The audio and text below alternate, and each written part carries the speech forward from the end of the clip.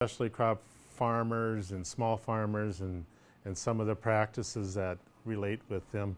My name is Keith Knutson. I am an instructor at Dakota College. I'm an instructor in horticulture. I also do farm business management.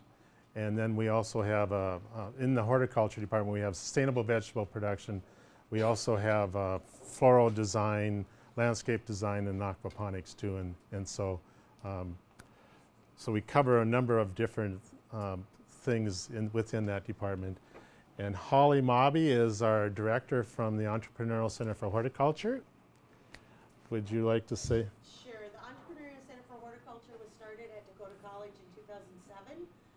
Our goal and our mission is to make sure that we can assist small farms and specialty crop producers in being successful in their businesses, and to assist in commercializing the vegetable production industry in North Dakota. We've been working at that for 10 years now, which means that we work with specialty crop producers all across the state. So we have producers in every corner, and I feel very blessed to have my job, because I tell you what, you tell me an ingredient and I'll tell you where in North Dakota is the best place to get it, who grows it the best. So. Just a little bit of logistics. If you need to use the restroom is out the door to the left, and then there's just a short hallway to the right with the men's and women's bathroom. We do have coffee and water up here, so yes. Help yourself at any time. So this we're just going to go through a number of slides this morning, and it's open discussion. So when something pops up that you want to talk about, we'll take some time to talk about it. But I think we'll have plenty of time to discuss anything that we need to today on this particular topic. So.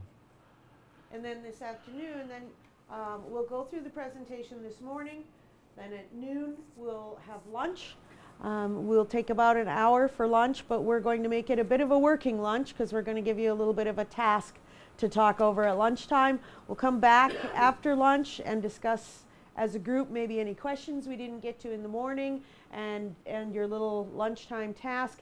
And then we're going to head out to a producer location, to Roving Donkey Farm with Lori Martin, and tour that this afternoon. Right, and she's just north of here, about 5-6 miles. So I guess if we all go together, it'll be fine. But she lives on Olive Lane. Olive Lane, and on 83 you turn on Chokecherry Drive, I believe it is. So, so yeah, we'll go ahead and get started. Let's see. So today we're going to talk about the three areas: ecological, soil sciences, and engineering, and we're going to talk about how we can assist this particular group of farmers, is smaller specialty type farmers today. So,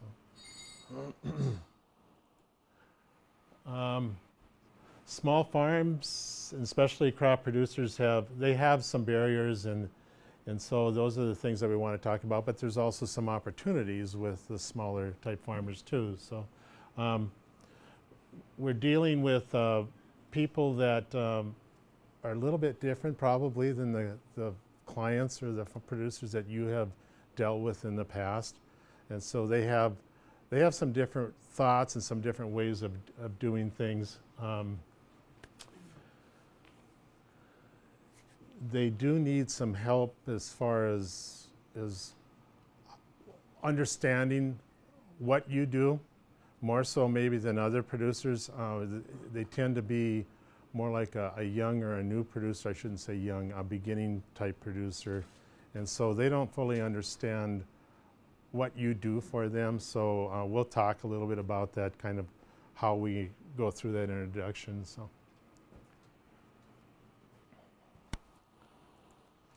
Do you want to go over those? I can do this one. Okay. So our goal for today is to define and discuss a few terms that are really common in small agriculture and in the small agriculture industry, just so that we can make sure we're all on the same page as to what terms we're using.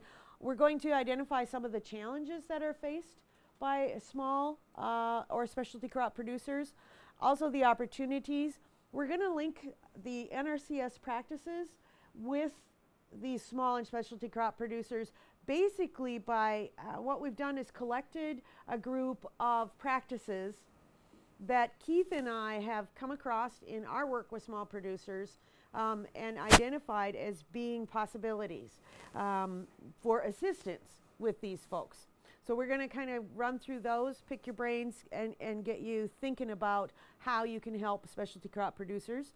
We're going to explore hands-on the facilities, tools, and techniques used in specialty crop production. That's pretty much the tour this afternoon. You are a very lucky group. Roving Donkey Farm is really one of our favorite farms because she uses so many different practices and does it very well. And we'll provide you with resources that will assist you in delivering your technical assistance to specialty crop producers and small farmers as they come in to visit you in your offices.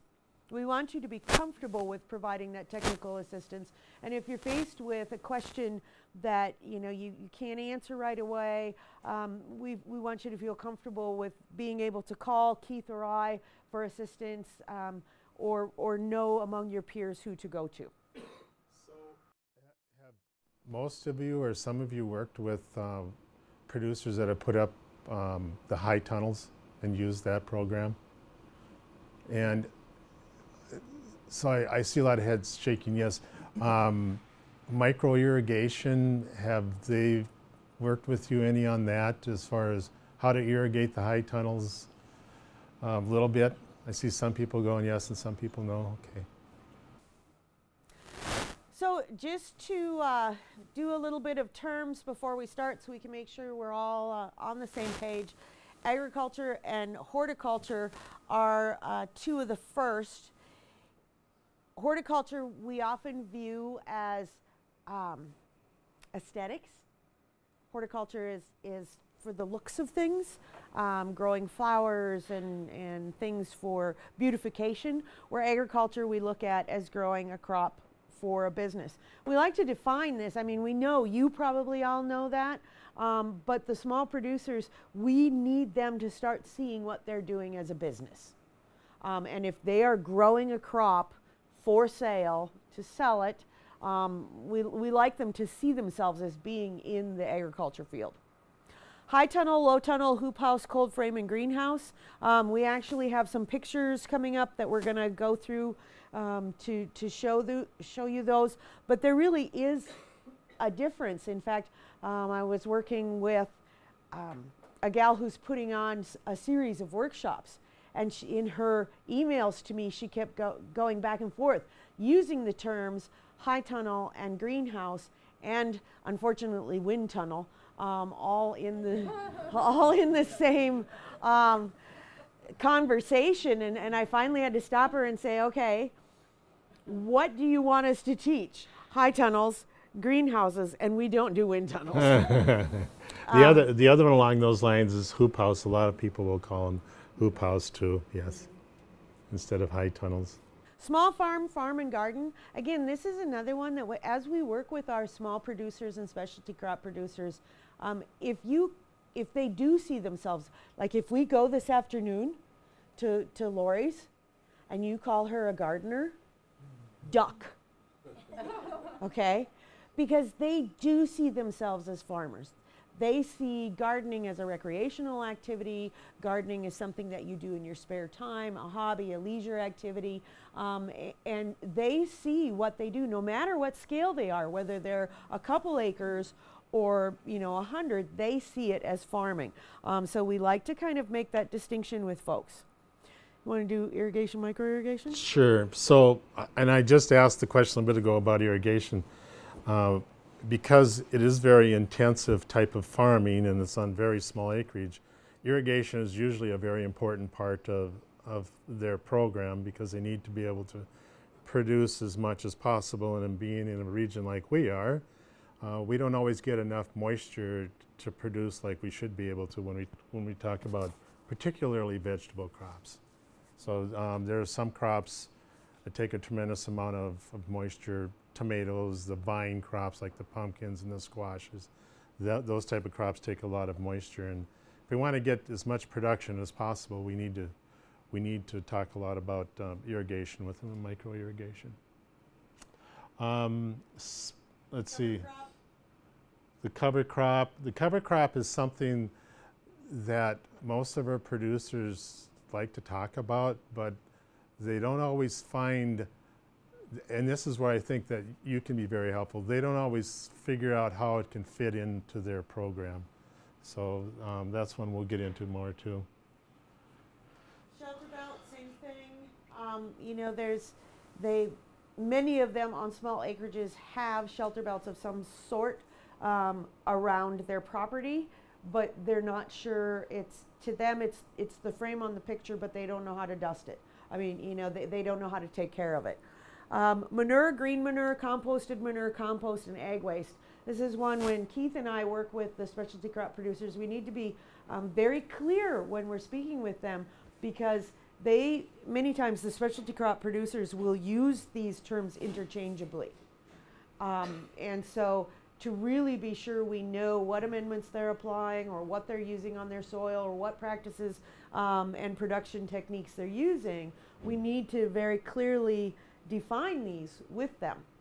And one of the things that we get into, and probably not so much through your group has gotten into, but is food safety issues. And so with some of the manures, there's certain lengths of time that you need to wait in order for that manure to break down, and so it is not necessarily a food safety issue, and we'll talk a little bit about that today too. So some of the times we get into other areas, but I think it'd be helpful for everybody too. You want to take the last one? Sure. Specialty crop, conventional crops, commodity crops. Most producers that we work know they're not a conventional type farmer. I don't know if they even like to be thought of as a conventional type farmer, but it's just their way of thinking about it. So most of them like to think of themselves as a specialty crop or a vegetable production type farmer, or a fruit production type farmer. The high value crop, the definition, of course, is for conventional crops, where we have corn and soybeans. And I was on the way down this morning, I was trying to think, you know, if you had a 200 bushel an acre crop of corn and it was $4 an acre, that's $800, right? And so that's kind of considered a high value crop, $800 an acre. For a specialty crop farmer, they are very capable of producing $20,000 to $25,000 an acre. So it's quite a bit of difference what these farmers would consider a high value dollar crop compared to a conventional type farmer. And when Keith and I talk about specialty crop producers, we are using the USDA definition of specialty crop. I mean, that's pretty much what we go by and what we use with all of our producers. So who are these people anyway? Sometimes I know they just kind of waltz into the office because they're not exactly sure where they're supposed to go or who they're supposed to talk to, and they kind of come in with all sorts of things that the neighbor said and the neighbor down the road told them and somebody else told them, and they're not exactly sure why they're there, but they just know they want your help. You know, so who are these people? And we did a survey, and Keith, maybe you want to talk about where that survey came from first? Right. So we did a survey about a year ago, and we looked at mainly people that are in the horticulture industry. And so when we say horticulture, again, it's a lot to do with floral design, flower type shop businesses, vegetable production. So we went to a couple of different conferences. One was a greenhouse conference that we went to in Fargo, and then another one was North Dakota Farmers Market and Growers Association. So we tried to get a combination of different individuals in this survey so that we could kind of see, get a little information about them. And the intent is to get a little bit of information about who they were and their ages, their gender, and all of that type, the demographics type of stuff, and then try to get an idea of their financial background and then some questions, just in general questions, so we can go through that. We had a total of 75. It wasn't a huge number of people that we had.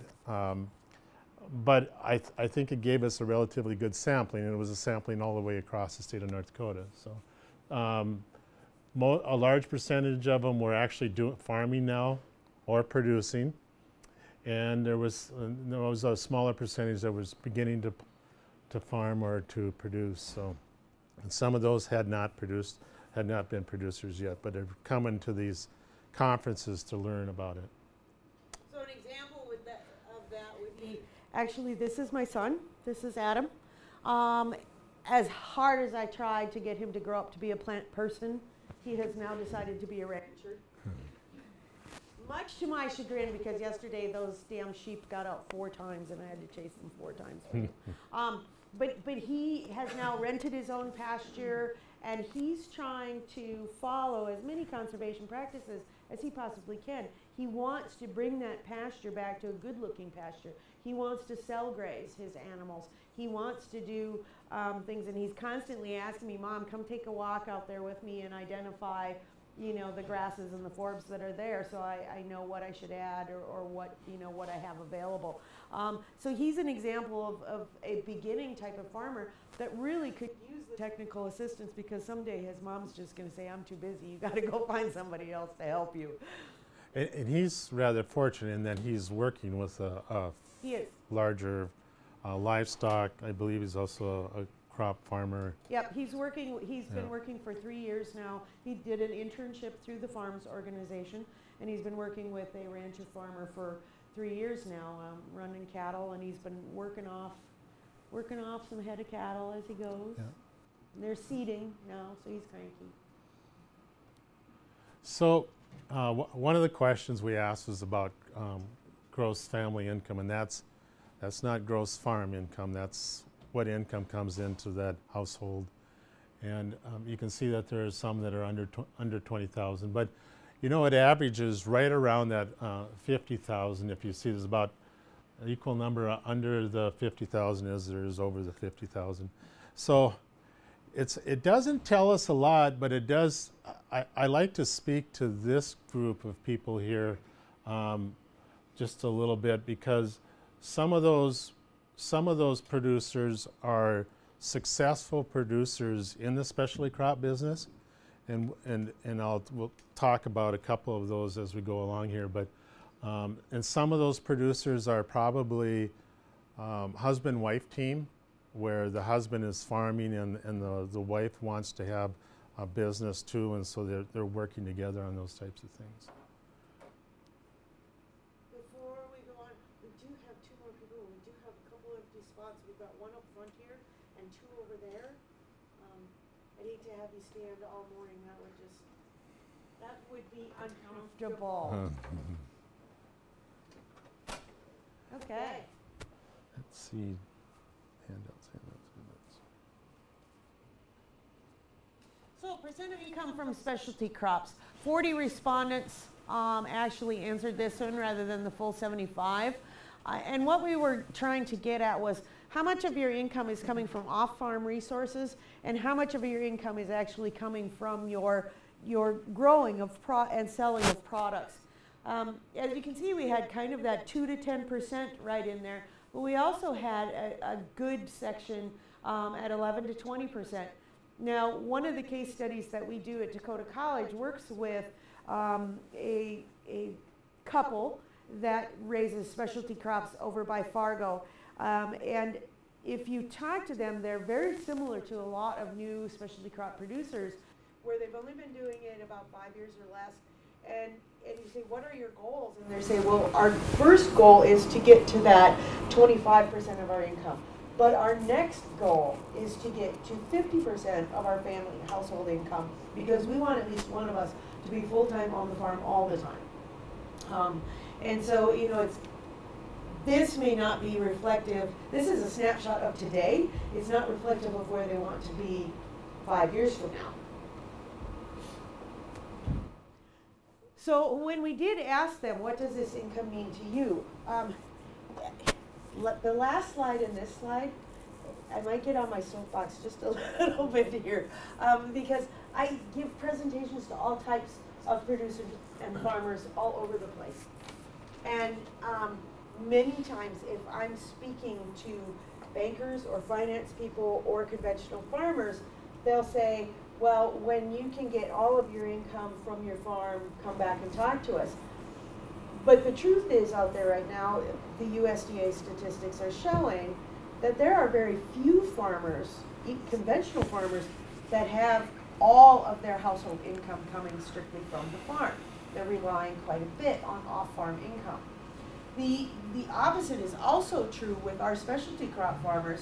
When we say, when we see it's a smaller percentage, it's only 5% of their household income or 4%, and we say, yes, but what does that income mean to you?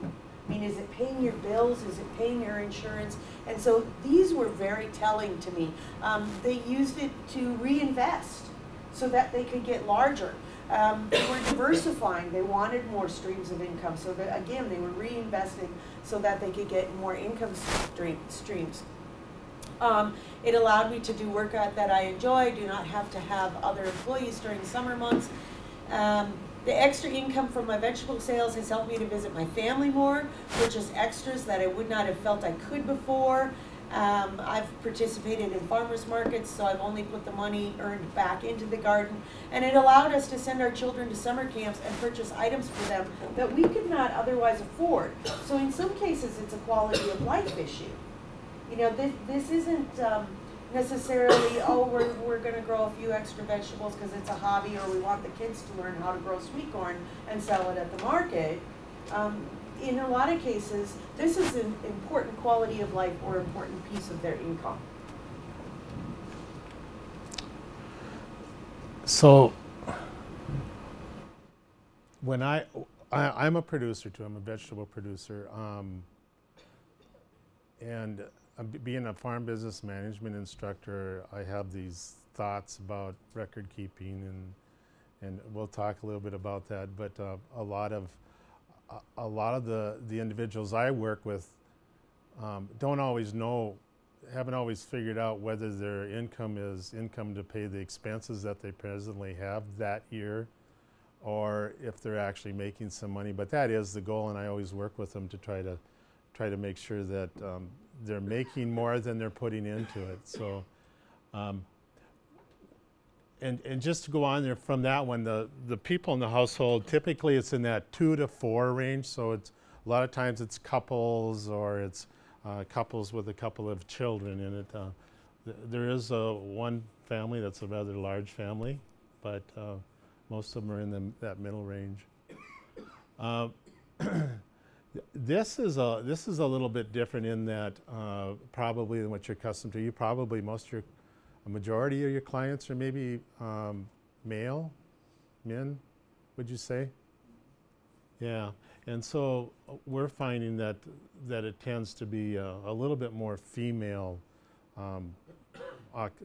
portion than it is the male portion of it. But in addition to that, there's also where we have a combination of a man and woman, or female. And this is Sina Ulrich. She's kind of an example of that. They have a high tunnel and greenhouse. Sina's started producing cut flowers for sale. They've now moved on and are selling bedding plants, correct? Bedding plants, and they've got a rather large nursery with trees also. But she would be a good example of kind of that 2 to 4 person household, gender operated being female, or woman-owned business. And the age group here is, if you can just take a look at it, when I work, there's 12 of us farm business management instructors across the state of North Dakota, and my job is to work with specialty crop and small farmers. And then the rest of the instructors are located throughout North Dakota. Does anybody know of farm business management instructors down here? We have one down here, and then up in the Minot area, we've got one in Minot, Rugby. Well, they're kind of all over the place. But one of the things that I like to compare this to is a comparison of the farmers in our larger group of farm business management, which includes conventional farmers. The average age for our group is 58 years old, of average age of conventional farmers throughout North Dakota. And so we have actually, I think it was 520 farmers that we work with on a regular basis, particularly in the areas of financing and planning their businesses. But if you look at this group of individuals, the age is quite a bit younger. And I don't know what our average would be, but if you can look at the under 35, there's 11. Actually, if you look under the 45 and under, that's a good majority of them there too. So, so it's a little bit younger group than the typical farmer that I know we work with. And an example of that is Mike and Alicia Pretzer in Rugby, North Dakota. They have a bread CSA. They bake bread, and it is so wonderful. Every week as a CSA member, you get a fresh loaf of bread, a different bread every week. And you pull up to the house and you can smell it all the way outside. But what they do with their gardens and their land is they grow a lot of the ingredients that they're putting into their breads. Double batch made from scratch is their theme. And so Mike and Alicia kind of fall in that middle ground. They are a 4-person family. Working away at trying to get the double batch a little bigger. I think that's basil there, isn't it? Yep. Looks like it is. Yeah, and there's something, what is? There's some flowers on this side, some bachelor buttons and some peppers. Peppers, and so that's just an example. And I'm sure that some of that goes Dill into in the their background. ingredients. Yeah, the dill in the background, the peppers go into some of their jalapeno breads. They make a cheddar jalapeno bread that's divine. So what do the new farmers have in common? They have a diligent desire to raise their own food. Maybe more so where a conventional farmer, their goal is to get it shipped to the elevator or sell it on the commodity market. These folks want to raise not only their own food, but they want to know their customers personally. Many of them are recent arrivals or have no background in farming. They're coming to this with they're blind, no expertise. They want to get closer to the land, but they may not know how or have not had the opportunity. I blame a little bit of this on the media right now. The media is really romanticizing the, oh, go back to the farm thing, aren't they? They're making it look so bucolic and peaceful. And so people want that. They want that type of lifestyle. Most work on very small acreages. 1 to 10 is average. 1 to 10, yeah. 1 to 10 acres is average. Learning the skills of growing, harvesting, storing, canning, and preparing food is essential to them. It is essential. They place a high priority on having quality food produced by themselves or others they know. Most are learning farming skills for the very first time, and most do not wish to reach commercial scale. That's not their goal. They want to make a profit, they want to make a bit of a living, but they don't want to get to the commercial scale, which is a bit of a shift in thinking, because bigger has always been better, right? Even in non-farming businesses, when we think of bringing a business or starting a new business up, oh, we want that business to get big. We'll start with 1 employee, and then we'll get to 12, and then we'll get to 30. You know, and bigger was always better. The majority of these folks have no desire to get to that commercial scale. And along the same lines, they have different market channels than the conventional farmer does. So they look for different ways of marketing. And there's a number of them, and we'll talk about some of those today too, the different ways of marketing. In addition to that, most of these individuals like to figure out a way of adding value to what they're producing. So they tend to want to take it to the next level, whether it's making jams, making soaps, whatever. They tend to want to add some value to it and sell it at that level instead.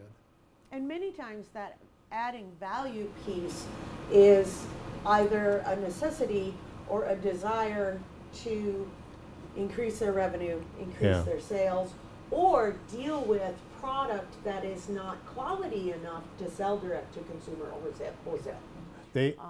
they a lot of these producers, like you say, they value it, but they take a lot of pride in getting it to the next level too, and it's a concern. So a good example of what we just talked about are Petrovics. This is Julia and the Mirik back there holding 3 of the kids. They have 5 children now. I have to think about this. Julia is from Czechoslovakia. Yes. And Mirik is from Russia. They lived in Pennsylvania for a while, and they decided they wanted to farm. But they didn't know anything about farming and knew very little about the United States. So they packed themselves up and at the time, 3 children, into an Airstream and worked their way across the United States and back. Working on farms through an organization called Worldwide Organic Farming Federation, and spent different amounts of time at farms all the way across the United States. Julia got to North Dakota. She actually spent time on my farm. She also spent time on a dairy farm near Animus. They went to the dairy farm first. They came to my farm. Mirik said, I never want to milk another cow in my life. But in between, Julia fell in love with a piece of property. They have now settled north of Animus, and they are planting berries and fruits to do a U-pick. They grow vegetables for a CSA, and they have started the food hub in Animus, where they are collecting and aggregating produce from other small producers in that area, and then they're handling the delivery to here in Bismarck and to Minot. But again, you know, a couple new to the United States, no background in farming until they kind of took this little jaunt, and are now in it. So what type of barriers exist for them? Lack of production, business, or marketing knowledge. This is all new to them. They just really, and some of them come with skills that are transferable. Julia, in the last example, came with excellent technology skills. She is a great photographer. She's great with their online marketing, really good with that. And Mirik is construction extraordinaire. I mean, the guy can build anything. You know, so they came with transferable skills, but when it comes to the keeping records of production and soil temperatures and things like that, they needed some assistance. They come with a lack of experience, so they have a barrier there. Lack of record keeping skills, that's your soapbox, I'll let you get on it. Sure. It's difficult when I work with producers. At first, most of them don't have records that they really keep per se. So when I ask them, well, how did you do last year? It's, well, I grew this and I grew this and I did, you know, and so I sold this, and a lot of them just don't have the records on expenses and incomes. So that's usually where we start with each one of them. I even go one step further and I ask them, well, what are your goals? So I get an idea of their family goals, their personal goals, their business goals, and then I work from that point and try to get them to develop some kind of a record keeping system. There's kind of 2 steps that I think about record keeping. One is the actual writing that pertinent information down, and not all information that we can think of is pertinent to each individual. Some individuals look for certain production records, others look for more of the expenses type records. So I try to start at some point where we can have them keep records that they're interested in keeping, and then work from that point on. So, and then once we have begun to get some data, then what I like to do with that is to look at it at the end of the year and say, okay, with the data you've got, what can we get out of that? And so we talk about that, and does it fit the need that you're looking for? Does it help you move to the next year? And if it doesn't, then we look at changing our records and the data that we collect. So it's not always an easy one. And it takes some evolving to get to the point where they're getting information that they want to see.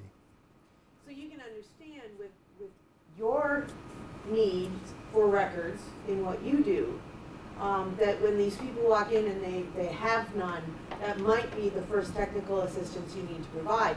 Many of the software packages and things that are out there are meant for conventional farming or ranching.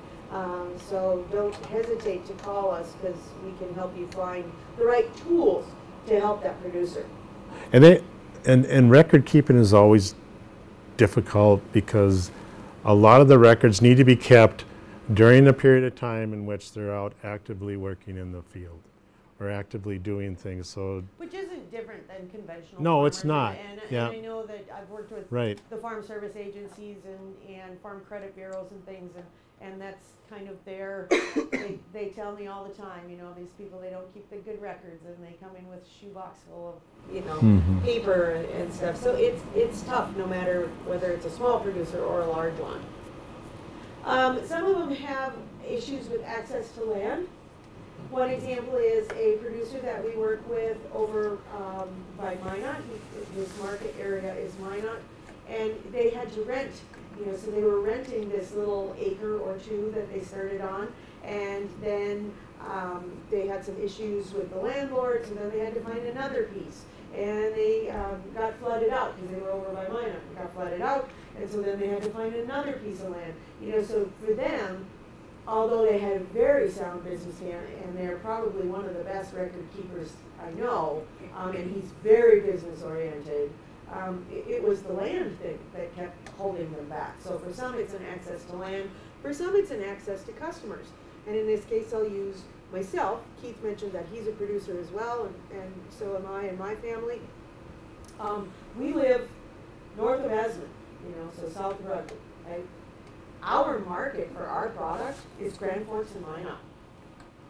So 2 days out of every week, my husband spends on the road because we have to deliver our product. So imagine what that does to not only our time in the field and our time for production and maintenance, but also our bottom line, all that gas and travel. You know, it's access to the market. I don't have a distributor, or I don't have a local elevator where I can drop my product and say, there you go, and have them take care of it and distribute it for me. That's all on me. So for some, it's access to their customers. Lack of knowledgeable resource providers. You folks are out there. It's just they haven't been introduced to you yet. That along those lines too. That in some of the states, like Wisconsin and Michigan, there's been quite a bit of data collected already, and so there are resources locally within those states for producers like this. But in North Dakota, we're still going through that process of developing databases, and one of the things we're doing at Dakota College is developing a database for production levels. So as a conventional farmer, I could tell you basically about the Bismarck area and how many bushels per corn typically a farmer would get in this area, or wheat, hard red spring wheat up in north central North Dakota. But a lot of that resource information is not available to vegetable production people in North Dakota, or people that are have a dairy goat farm. So some of the information isn't always there. So when they call me, I try to find a comparison in another state and work with them that way. But it's very limited on some of the resources and the accuracy of those resources too. So in those states that are doing a good job providing, I guess, technical support to these folks, I guess, what's the role of extension versus the role of NRCS typically? The role of extension does change a little bit because the extension that I found in some of those states, in Minnesota is a perfect example, they spend a lot more time looking at specialty crops than our extension service does in North Dakota. And so really Dakota College is probably the closest thing to that type of an extension for North Dakota at this point in time. And we're just getting into the production and the getting some data to know what that should be. But extension typically is in that role in most states. Yeah. And lastly, although this is getting much better, or has gotten better over the last several years, reduced government subsidies, projections, price guarantees, and programs for small or specialty crop farms that are of true value. An example of that would be, it wasn't until just a year well, actually 2 years ago, that the whole Farm Revenue Protection Program changed to reflect the smaller farms and diversity of crops that a specialty crop producer would be doing. So that happened like 2 years ago, but nobody in the state was trained for it until about a year ago. And even now, and that's where the better of true value comes. Even now, you have to be raising some pretty high value crops to make that worth the investment, to invest in that whole Farm Revenue Protection Program. So that's just one area. Now, things have gotten better over the last several years. There are more programs for specialty crop producers and small farmers as local foods gains popularity with consumers and with scientists that are studying health and nutrition. It's getting better, but typically it's been tough. And to kind of answer your question too, we'll have some resources that we will hand out to help if someone comes into your office and says, well, what about this? And you go, well, that's really not within our realm. We've got some information that we can hand out today that will help along those lines too. So that pretty much sums up what we've been talking about for the last 2-3 slides. We've been talking about record keeping. We've been talking about using the correct tools, how these farmers have a problem with this. So maybe this is a good time, Keith, if you want to talk a little bit about FinPack versus Veggie Compass. Yep.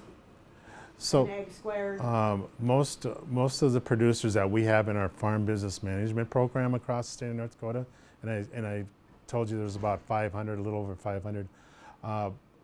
Most of them have a record keeping system in place now, and then we have within our farm business management group a software analysis system, farm business analysis system called FinPack.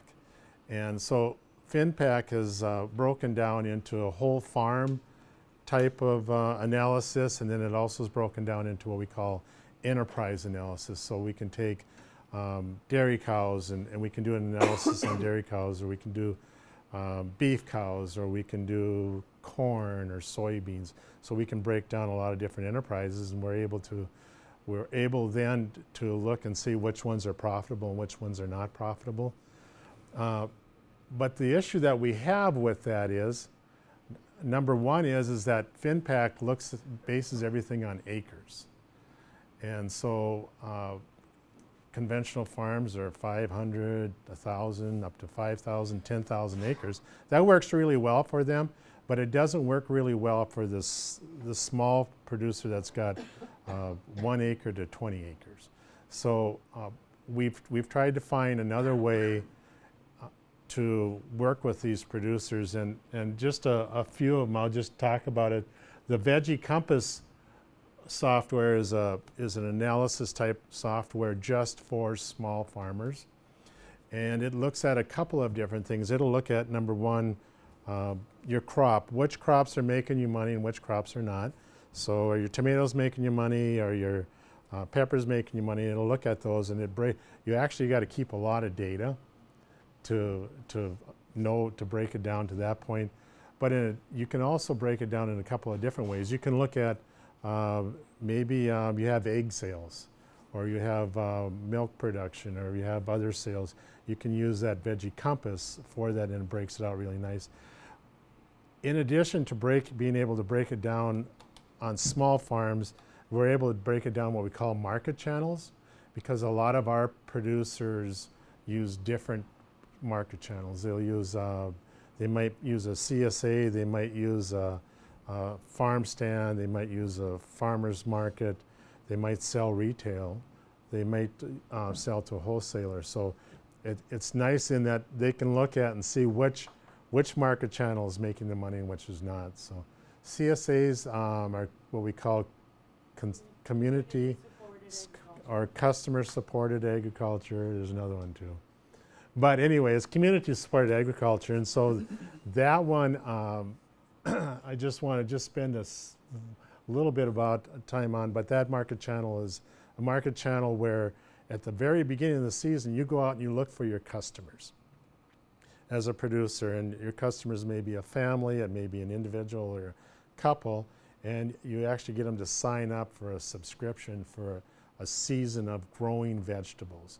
And it can be anywhere from 12 to 16 to 20 weeks that the season goes on with vegetable production. And then every week, that customer will receive a package or a box of vegetables that are produced. So at the beginning of the season, a lot of times we'll start with like greens, like lettuces and spinaches and radishes, and those type of early season cold type crops. And then as the summer progresses, it'll get into like the peas and the beans and the strawberries and those type of things. And then by fall, we're into the vine crops like the squash, the pumpkins, potatoes, that type of thing. So every week then the customer will get something based on the time of the season. So I just wanted to explain what CSAs are.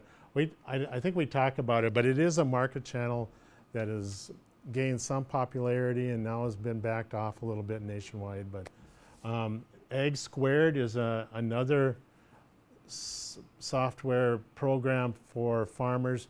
It helps more with on the planning end of it. When a producer in a specialty crop looks at when the time to seed, they look at it backwards. They look at it about the time they want to sell, and so then they base everything backwards from that. From the time they sell, the crop grows, they look at it backwards, they transplant, they seed. So it's looking at it backwards, so they try to base their schedule on it, and AgSquared does kind of a good job of helping them do that. So it's more of a planning type software program. AgSquared also does a good job of actually planting, showing fields. Yes. So if you have a specialty crop producer or a producer that's working with AgSquared and you're working with them, that really is going to be some helpful data for you, because it's going to show what they planted where, you know, how much of that, and through that they may have entered a 50-foot row, but AgSquared can convert that, because I know you guys like working in acres. You know, it can convert that for you. And so, like, even, you know, there's a pumpkin plant needs a different spacing than a tomato plant or a carrot plant or an onion plant. So some of these programs are very good at about telling the producer, okay, you got a 100-foot row, this is how many plants of that type you can get in. And so it's different, you know, and we do have the same thing with soybeans and wheat and corn. It's just probably not as extreme as it is with the smaller producers. QuickBooks is a common one. It's a data collection basically, and of course some of them use it to pay their bills. Some of them use it for payroll, but most of the producers that we work are smaller, are producers that don't have a lot of people working for them. So. And what Keith was saying about the market channels is very true, because many of them work with multiple market channels. We have a few that are just CSA, but man, most of them are doing farmers market and CSA and something else, selling to the local grocery store or whatever. And it's really important for them to keep those records, because you know what? It's really easy to see that money at the farmers market, isn't it? It's in your hand. You know, the customer is handing you those dollar bills or whatever, and you're going home with this little stack of cash, and you think to yourself, man, I just made a lot of money at farmer's market. And at the end of the season, you think, farmer's market, that's the marketing channel, that's where to go. And it's not until we start plugging things into the record-keeping system, and we start saying, yes, but you stood at that farmer's market for 5 hours. What's the value of your time? You had to travel there, you had to travel home, you had to, you know, and start putting those things into perspective. Then all of a sudden they realize, oh, you know what, maybe this other market channel for me is better. And at the same time, it's not always about financial with them. Example is that sometimes you grow several different crops, because the combination of crops that you grow will draw in different groups of people, especially if you're in a farmer's market or a CSA. It'll draw in people that maybe say, oh, you know what, I want peas. I can't get fresh peas anyplace. And if that's one of the things you grow, they tend to come to you to get that. Along the same lines, I look at what I do as far as sales go, and I do mostly farmers market, although I'm getting into some wholesale now, but do mostly farmers market. And when I pick everything. I harvest everything. I do it on a Thursday evening usually, or a Thursday, not evening, Thursday morning, and I get it ready Thursday evening. But about 60% of what I harvest is actually going to go to the farmer's market and be sold. I'll usually sort about 20% out, and then I'll put the rest out. But then you got people that pick through it too, and at the end of the day, you still don't sell it. So a market channel may be great up to a certain point, and what I'm saying is that your customers may pick through what you have, and then you still have a lot left. And so what do you do with it? Well, we need to find other channels, other routes for them to do, and sometimes it's a value-added thing, where if it's tomatoes, they take it home and make a paste or do something like that. So all of this demographics and surveys and everything that we've been going through so far has just been to kind of set the stage to say, these are who these people are. They're going to walk into your offices and sit down at your desks. And they're going to have, many of them, very little farming or production knowledge. They're not going to have any prior records to go by. They're going to, you know, give you that deer in the headlight, wide-eyed look. And they're not even going to know they need your help, but they need your help. They've heard no a lot. You mentioned the extension. They've gone to extension and gotten told, no, you can't do that, or no, I've never heard of somebody doing that. They've gone to the bank and they've been told no at the bank. They may have even gone to an NRCS office and been told no. So they've heard no a lot, and they can be easily confused by paperwork and easily confused by red tape. And they don't fully understand the role of NRCS. So why did they walk in there? Because, and I was going to put one of these in here, and I didn't, I was going to pull one up this morning, because somebody told them, or they saw the press release in the newspaper. And the press release in the newspaper, because, you know, we keep press releases short, right?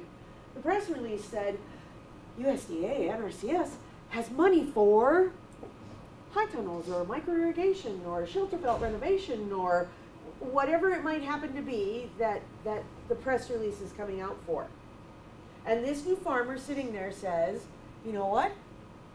I could use some of that money that's sitting there. And that's why they walk into your office.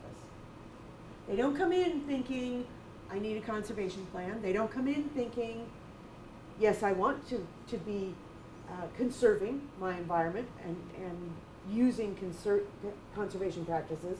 They don't walk in thinking that most of the time. They walk in because they saw that press release, or because the neighbor down the road or the neighbor next to them said, I just got a check from NRCS for planting trees, or for whatever it was. The thing is, they do need your help and resources because they don't have those technical skills themselves. They need your expertise. They really do have a great desire to conserve. When we surveyed them, that came up like #1. That's why we want to do this. We have a severe concern for the environment. We really want to take care of it to the best of our ability. And we want to do things right so that the environment is protected. So they have that great desire, and they're very passionate about what they do. They want to do it to their best of their ability. So they're receptive to new ideas. They just don't know how to put what they want with what you have. So that's kind of what we're hoping to do. And a good example of that is Ms. Ann Gibson. And I'm going to be, you know, I've used this before, and I've talked to the folks in that office.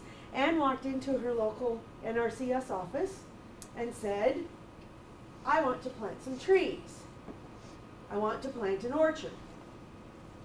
And they said, well, we don't do that. And she said, well, I heard that you could give me some help with that. So that person at the front desk sent her to somebody else at a different desk. The person at the different desk said, well, tell me where your farm is. So she told the gentleman where her farm was. He looked it up, and he said, oh, no, sorry, I can't help you because you can't grow anything in that soil, and in your county, you can't plant any trees within 600 feet of the roadway. So where you want to put them ain't gonna work anyway. So she went home, dejected. And then she called me. And I said, oh, Ann, let's check this out further, because maybe there was a miscommunication. Maybe they didn't understand what you were looking to do, or you weren't understanding what they were saying. So I went back in, and sure enough, they had looked at her farm soil type on the wrong line, looked it up, and when they re-looked at it, they said, oh yeah, she can grow stuff there, we're fine there. And I said, okay, well what about this 600 feet from the roadway, can't plant any trees thing? And they said, yeah, but you can get a variance. It's easy enough, go to the county, get a variance. People do that all the time. But nobody told her that the first time, so she was dejected and walked out. I think the point there is understand. she didn't understand, and She didn't understand. and she didn't ask the right questions. Right. Yeah. And so that's what they're going to do. They're going to come in and they're not going to ask the right questions because they don't know the right questions to ask. Yeah. So we're hoping that through today's training, we get you guys thinking along the lines of a small producer, because they need your help to ask those right questions. You guys have so much to offer that it's crazy. They need so much from you. More than anything, they need you to be clear and straightforward with them. They need to have a roadmap, introduction to NRCS. You know, take that opportunity to say, we're here to help you with conservation. They need a patient person to kind of walk them through the process. Handing them a form and saying, you need to fill this out and come back with a FSA land number is going to confuse them. Some programs do not provide cost share or payment. They need to know that because nobody's ever told them that. All they see is that press release. Some programs only provide technical assistance, and that's the most valuable thing that you can give them. Even some that do not provide cost share, the share is so low that it might not be worth the contract. Maybe the technical assistance is worth way more.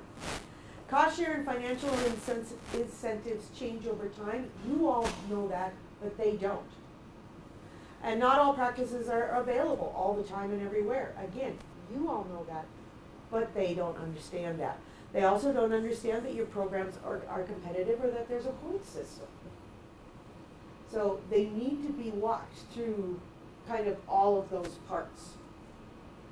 They need to understand your mission more than anything. They need to understand that they need to have a resource concern or a conservation plan. And they need to have your help in identifying a practice and plan it. Most importantly,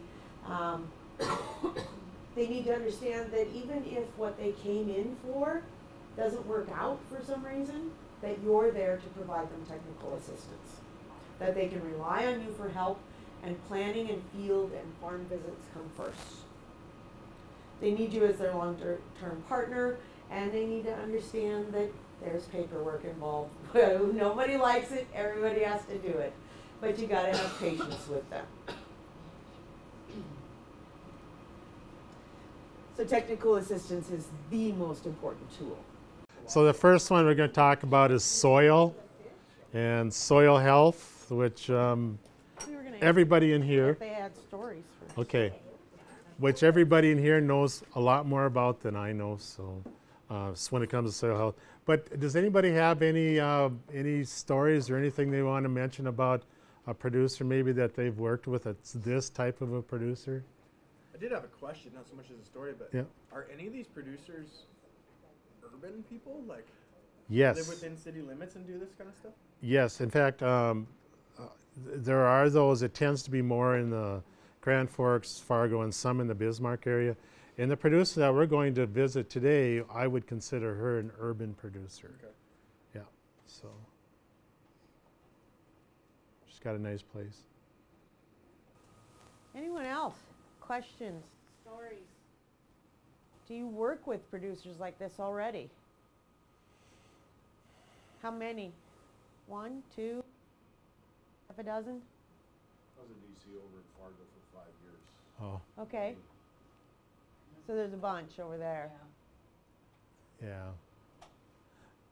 There's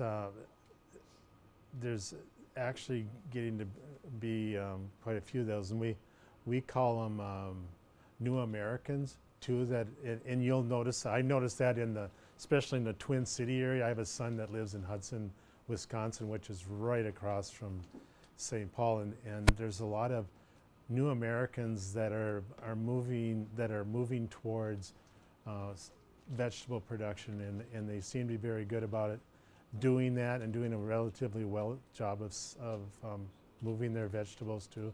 And so there is an organization now in Fargo that's working with the New Americans, and some of it's going through Lutheran Social Services, but they're just starting to look at production, and I think it's really important that within those cities that your involvement is there, because I don't think they probably think about soil health as much as they should, even in those areas. All right, soil. We're going to start with the toughie right off the bat. So these are practices, and I'm sure you all know these by heart, but maybe not. I don't know. The first one, the 328, is conservation crop rotation. When we talk to producers that we work with about crop rotation, they're saying, okay, I know I grew tomatoes here in this area last year. I'm not supposed to grow tomatoes there because of insects and diseases and those type of things, which is part of, you know, the thoughts of the practice. But a lot of times we don't talk to them about cover crops, which is part of the practice. So that's another thing that we will talk a little bit about today too. And there's your high value crop definition. Yes, yeah, there's a high value crop definition. So I'm just trying to think back here. Typically, we would grow in production on small acreage. Typically, we would grow something that would put nitrogen back into the soil, a legume type of a crop. In the rotation, we would grow something that we know demands a lot of the nutrients, like a corn type or maybe a pumpkin type crop. And we'd also look at a cover crop so that we can build that soil structure. One more. Typically, I like to think of 4 different areas. Who can help me out here? Those 3 for sure. A solanaceae, a pepper or tomato? Yep, and a pepper or tomato, and just to fit in different types. So, well, the nightshade family, there's quite a few different. There's peppers and tomatoes are part of the nightshade family. But they also have the same types of diseases and issues. But from a soil standpoint, we want to try to make it a healthier soil. At the same time, we want to be able to have a reservoir of nutrients. And sometimes we do the deep root crop thing, where we, you know, like a carrot or a crop that's a taproot that'll go down and pull those nutrients and release them up in the upper part of the soil too. So some of the things you'll find challenging with specialty crop producers or vegetable producers in this type of practice is the rotation doesn't change yearly at times. At times it changes every 2 weeks. On our farm, I seed every week all summer long. Dill, cilantro, basil, lemon basil, dill, cilantro, basil, lemon basil. And so my beds can turn over 2 to 3 times in a year. And that gets even more intense with producers that are doing the early season crops, the lettuces, radishes, things like that, following them on with, you know, something that's a short term like a pea that then comes out and goes into a fall crop of lettuces and things. You know, so when you're working with a small or a vegetable producer and thinking about cover crops, crop rotation, that rotation could be something as often as every 2 to 3 weeks. yeah. And you look at it from a livestock standpoint. We have producers that are, using a pasture maybe for beef, and at the same time they've got a chicken tractor out there and moving that around, just kind of covering the same area, doing different things. So so you think about that. How does a concentration of chickens in an area this size, maybe 20, 25, does that change anything within the soil health too, as the soil itself? So One of the big pieces, besides the high value crop definition, but one of the big pieces to this particular practice is that cover crop piece. Now, when we were at our last training in Medina, the cover crop thing got lots of discussion. And it was great because they were really excited. They really felt that this was an area where they could assist. And I was so happy to see that, because I agree, this is an area where there has been no practical research done, no research that really works well for small producers or vegetable producers, and no applied research, and none of them know how to do it well. And this is where your technical assistance can really come into play. I'm going to use myself as an example here. I've been in horticulture first and then agriculture 37 years. I've been doing this. I've been growing stuff all my life.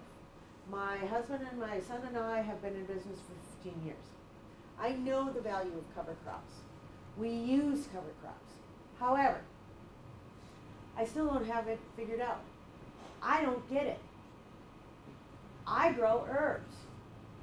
How do you grow green cover crop in between rows of green herbs and still be able to pick them by hand and only come out with herbs at the end? I'm growing chives. I'm not putting something like grassy looking next to it, because it's going to take me 3 to 4 times longer to harvest it. And if somebody opens up their chive package at the grocery store and they've got grass, I'm out of business. You know? And so I still have not figured it out. What's the spacing? What's the species? And I'll be real honest with you. I've gone to NDSU folks, extension folks. I've even gone to, when I'm at conferences and there's organic speakers talking about cover crops and the value of cover crops. I've gone to them and said, okay, help me figure out what works. And you know what they do? They hand me a manual on cover crops that tell me how good they are and the types of species you can use. But I look at that and I go, okay, this species is going to get 12 inches tall. That's taller than the savory I'm growing it next to. How am I going to find my crop? My rows are this far apart. My cilantro rows are this far apart. How do I manage it? How do I handle it? I could really use your technical assistance and expertise, because there really isn't a clearly defined manual out there for that. So, anybody have any ideas? Some thoughts along those lines? And yeah, and it's interesting because cover crops usually I think of as knocking them down at the end of at some point in time too. And so we have these very narrow areas that we end up trying to do something with to grow cover crops in. I'm going to shut this off for just a minute, because actually I see now that is my place. Oh yeah. So the only way I can figure out to manage cover crops is by only planting half the field at a time. So I'll run cover crop here, and then I'll plant this, and then I swap. But even that doesn't work well for me. I can't figure out what to do in between the rows or in between my beds, as we call them. So I try, and I'd like to do better. So this is something I don't have a high house or a hothouse or anything like that, but this is something I personally am trying this year, is cover crop with just all my garden seeds in it that are low growing. So like my cilantro, like 12-inch basil, that kind of stuff. And I'm putting that in for a cover crop in between my beans. If I step on it, I step on it. I'm putting carrots, beets, that kind of stuff, spinach. And I can harvest off it and step it on it but get the benefit of a cover crop. Have you ever tried something like that? I have not, because herbs are my business. I'm not going to step on them. Yeah, honestly, you know, my herbs get grown in nice rows, straight rows for a reason, because I got to harvest them and package them and all of that. I'm interested in how that's going to work, because you know the cilantro is going to bolt first warm week you get, and it's going to reseed, and you're going to have 3 crops of cilantro throughout the year. And actually, cilantro does get quite tall when it's in bloom. You're looking at, you know, 30 inches tall. Is it going to compete? I don't know. It'll be interesting. It's all an experiment. Yeah, absolutely, and that's what I'm saying. Yeah. There is no rule book out there yet right now, and so you're doing exactly what our producers are doing. You know, they're experimenting, they're trying stuff, but they just haven't figured it out yet. So are you tilling in your herb production? What we do, I'll shut the light off here. You should confess it now. Yeah. I will confess it right now. Better for you. I'll confess it too, because then we've My name is got something going. Molly, and I'm a tiller. What we do is we run cover crop here and here, and then the black area, which I don't like having it black. Over winter, I'll leave as much crop residue as I can in that black area to overwinter. But I still understand, my goal is no black dirt, if I can help it, if I knew how to get there. So anyway, what we do is we'll plant, each of these is a set of either 2 or 3 rows of herbs. So it'll be a block of 3 rows of basil, or a block of 2 rows of cilantro, 2 rows of dill, a block of, you know, 2 rows of 3 rows, something else. I hand weed, I hand hoe those in those blocks. In between the blocks, we have something, a piece of equipment called a plot master. Are you familiar with a plot master? Plot masters were originally developed for planting conservation plots.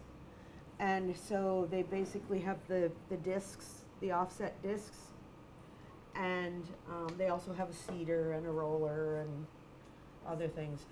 So basically we're just disking the rest of that to keep the weeds down. But I'd like it covered somehow, because I don't want erosion. Mulched it? We have not mulched, because I've been trying to figure out easily accessible. Basically, the plot master and one really old tractor is all we have. So I need it easily accessible, affordable, and then something that next year, because we rotate these beds all throughout the year, something that we'll till in, because we do till when we're preparing this bed, this block. My husband will till that block, so I can seed, because everything I do goes into seed. So on mine, I do something similar. I till, but then in the spring I got to come through with like a cultivator with chisels on it and just dig it up, because I get this sounds bad, but this is very common with those types of our type of producers, and the reason why that is I create that hard pan from tilling the year before, and now I need to break it up and warming and colding of this and freezing of the soil does not break up the hard pan, not in my area anyway. So just because it doesn't happen as much, but this is a very, very good topic, because we want to try to get to the next level with our producers, and everything you say will be just like what Holly's talking about. They will come back with an answer as to why they cannot do it, because it doesn't fit the practices that they're doing right now. We have to somehow be creative and figure out what can we change, and we got to do it gradually with these individuals. We can't just do it overnight, because the production, they don't want it to affect their production. And anytime, as most of you know, from the time we went from fallowing to the time where we went to no-till, there was a point where production went down, and it comes back up again. But it takes a few years for that to happen. So it's a difficult one to try to resolve.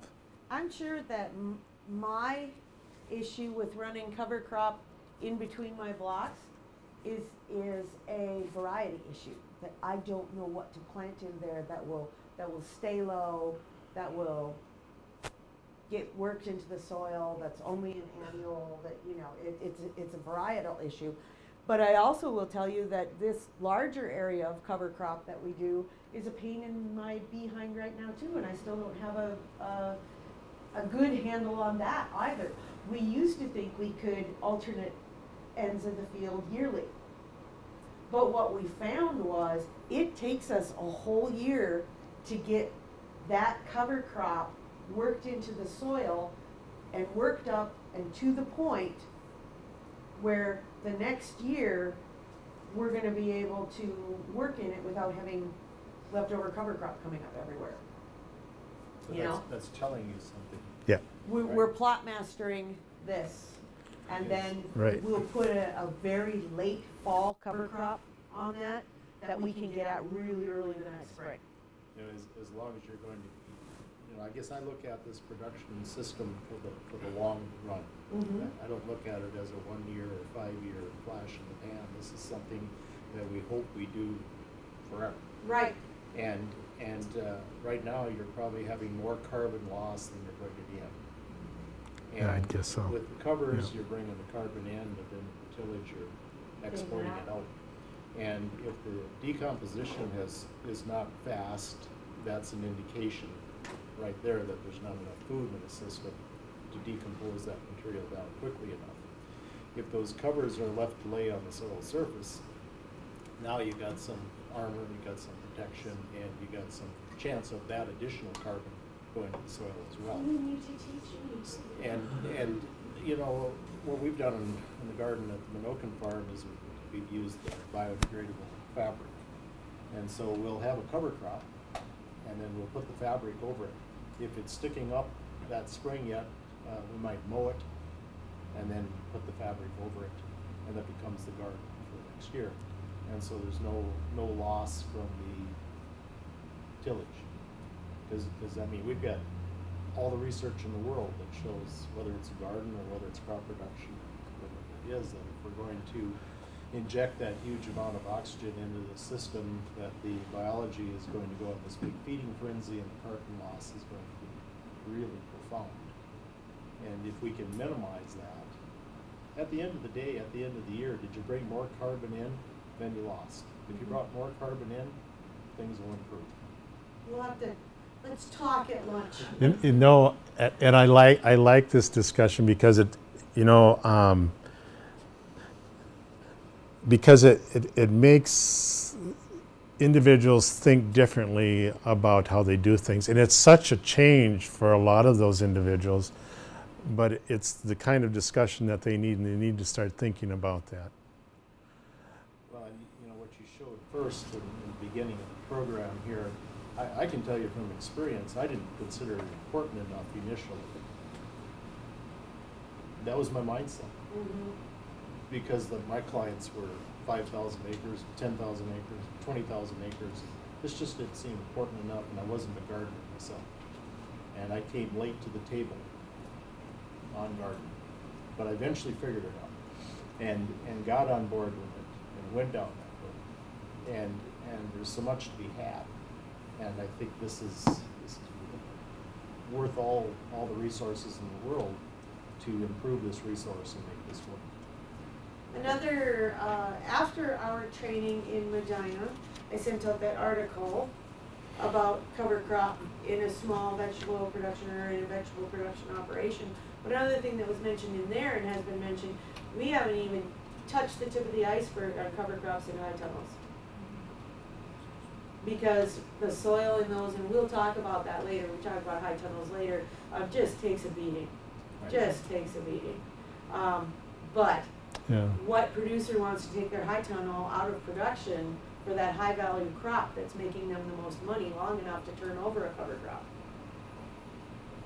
So we'll have that discussion later.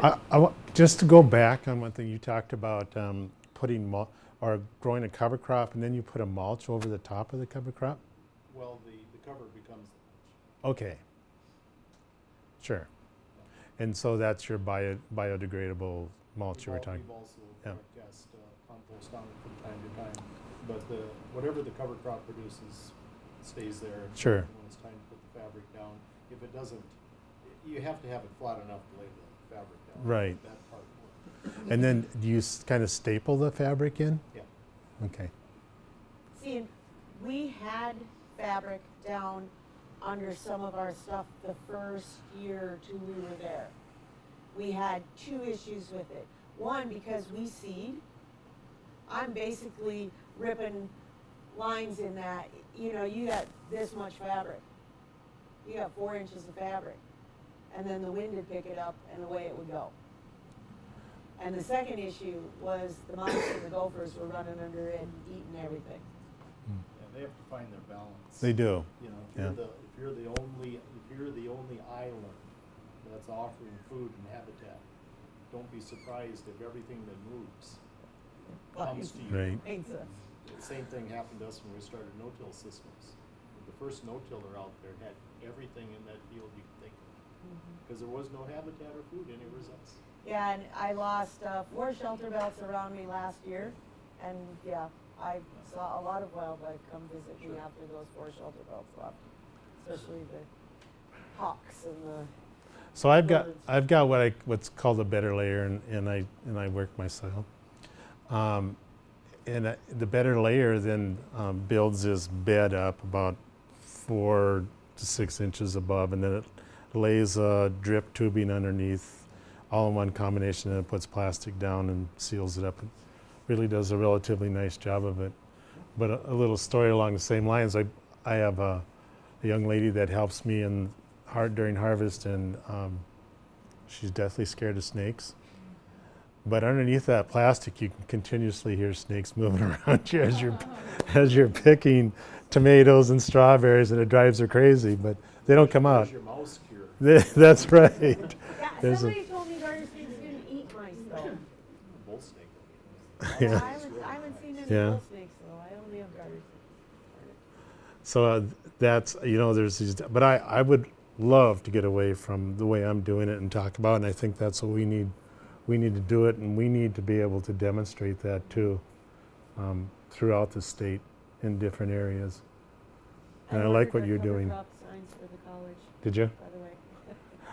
So we were just a little story. We were going to some of our areas at Dakota College this year. We're going to put cover crop in. We've done cover crop on some of the areas Yes, before. yeah, It's we not- have. In fact, we did cover crop in between the rows on the outside stuff last year. We did cover crop, and then I laid the plastic first, and then we went and did cover crop in between the rows, and then we transplanted the rows. But as a college, we want things to look really beautiful all the time, and that's really important. People So have a vision of Yeah. what it should look like. yeah, it's got to be really, really nicely manicured. So we were talking about this the other day with the dean, and Holly brought up right away was, well, if we have a cover crop, it's going to look like crap compared to everything else around here. But then that's when we thought, well, we'll put signs up and say this is cover crop, so people can kind of understand why we're letting it go the way it is. So Because I've been catching heck for the last 3 years. Are you ever going to mow that? Or, you don't Yeah. take care of your area. It's Yeah. like, well, yes, we do. It's supposed to look that way, people. So, it's a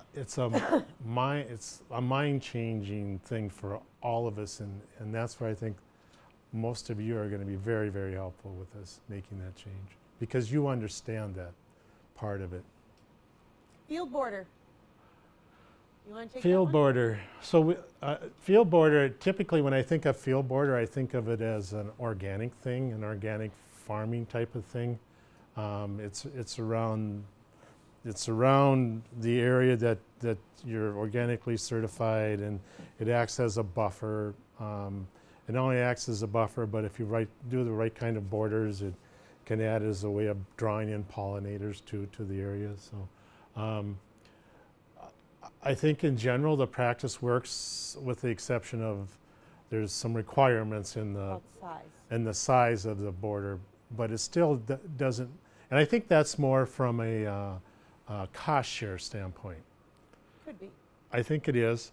the cost share, isn't that a cost share thing or not? Does anybody know? This is probably not one that you've used much.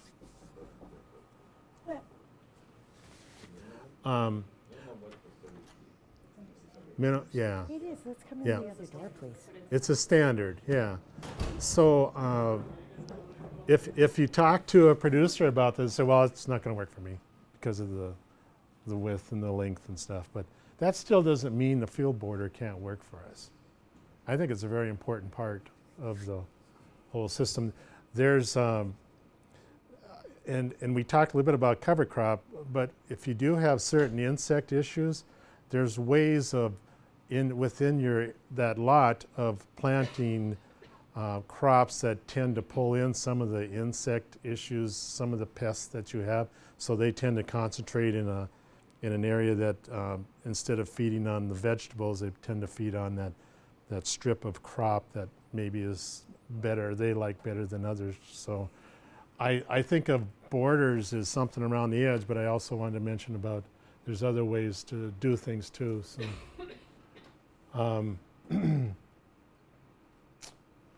so one of the other things, when I look at FSMA, Food Safety Modernization Act, one of the things that Act really wants you to do is to keep warm-blooded animals away from that area. And the reason for that is because of pathogens that we may end up with. So a lot of times for food safety management, we think about having an area that is that is fairly wide around that lot, that is completely mowed down. And the reason for that is that you've got prey that may be creeping across, whether it's rabbits or cats or dogs or mice or whatever. And in some situations, if you have that really low, then those mice don't creep across. And so it's kind of the opposite thing of what we're trying to do here. The Food Safety Act is doing just the opposite of what we want to do there in that situation.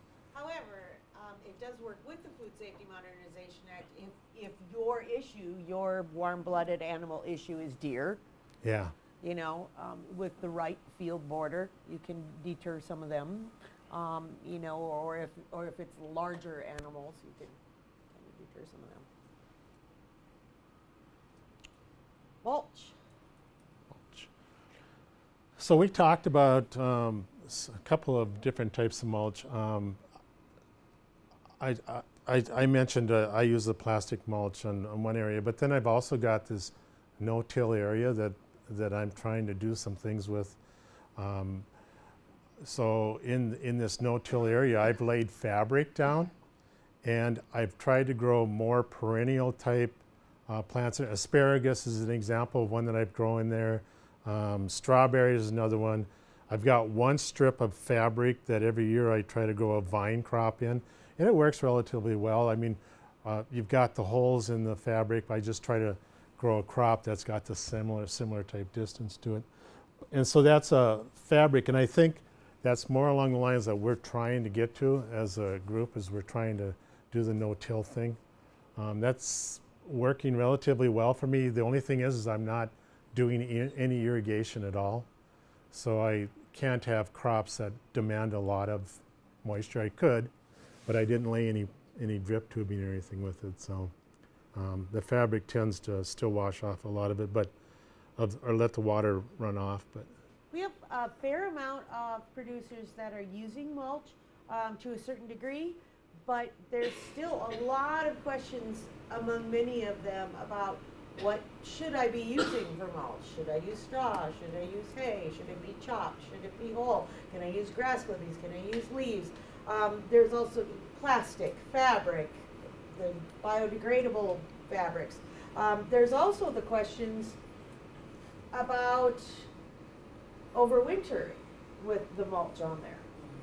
Is my soil going to warm up fast enough? Is it going to stay cold too long? Is it going to dry out or stay too wet? You know, those things that go along with the mulch, the soil quality and soil types, are questions that they can really use some assistance on. So just a question on mulch breaking down, just a natural mulch. You know, when I think of composting, I think there's a carbon to nitrogen ratio that we need to try to keep in mind. Is there something along those lines with mulching that we could do that would keep that ratio, that would help it break down in a timely fashion? I don't know what it would be unless we used some type of a manure or something we spread on it in the fall. But was that a good idea or not? We've used straw and we've used alfalfa. And of course the alfalfa is a much lower C/N ratio. Yep. So it breaks down much quicker, plus it releases more nutrient. Wheat straw is 80-1, the alfalfa is maybe 30-1, Yeah. 35-1, somewhere in there. The soil is 10-1, so everything has to break down to that point. But the alfalfa is a nice mulch. It's a little more spendy mulch. But it's really nice because in North Dakota, it doesn't blow away.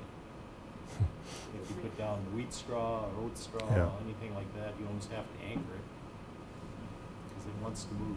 Yeah. But the alfalfa stays put. I would think that would tend to be a little bit more natural than straw, laying straw down. I mean, I think my thinking is you'd probably get different pests possibly with a straw than you would alfalfa, or different types of insects, or I don't know. It seems to me it would make more sense if you could find something that would break down fairly easy. Straw to me doesn't just seem to work. I've tried straw and I've tried clean straw, but I've not been real happy with the way it's broken down, and I've not been real happy walking on it either. But it seems like it's slippery. But yeah. We typically use rye hay Okay. for our garden, and we'll put 6 inches on, and when we till in the spring, you don't even know it's there anymore. Oh yeah. Breaks down pretty quick. Yeah, we've never had an issue with that. And the reason we use the rye hay is with the straw, you can potentially have pesticide or chemical residue in it, the rye. Sure. Yeah. What's the weed content look like with that then? I don't know what the weed content is in the rye, but we don't spend any time weeding. With the 6 inches that we put down, and if you do, it's just, there's no effort Comes in right out. pulling out the weed. Yeah. But it's very low. Yeah.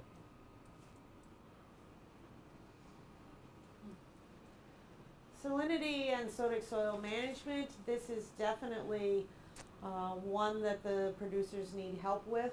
They don't understand soil science. We work with lots of producers. It's a very common question for us to say, have you tested your soil?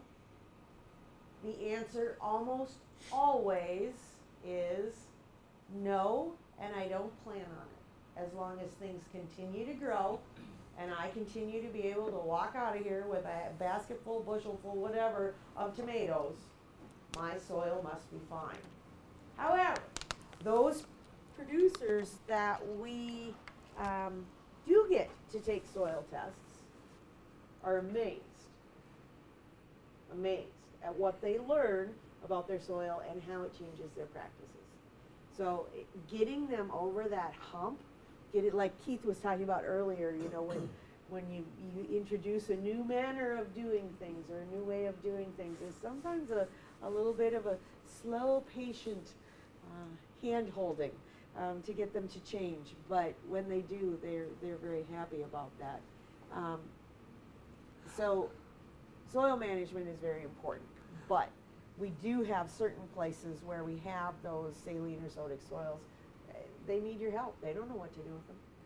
So I grew up in the 70s on a farm, and we summer fallowed about a third of everything. But this was always an issue with us back then. It always was. And we'd have areas that we would seed the next year, and there would be nothing to come up. Maybe we'd get some kosher to come up in the spot. That's about as good as it seemed. Or we called it foxtail, but it's wild barley is what it is. That would come up in those areas.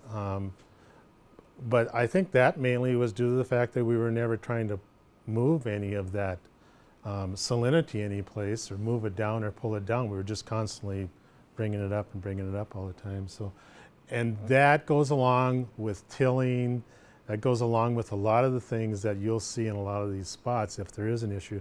The other part of that is that they don't always think about their well water until it gets to the point where they really can see it visibly, that maybe their well is also causing part of that issue. And this is another one that high tunnels are going to be, Yeah. that's what we're finding in Yeah. high tunnels pretty much across the Midwest, is over a period of time, the soil is becoming very salty.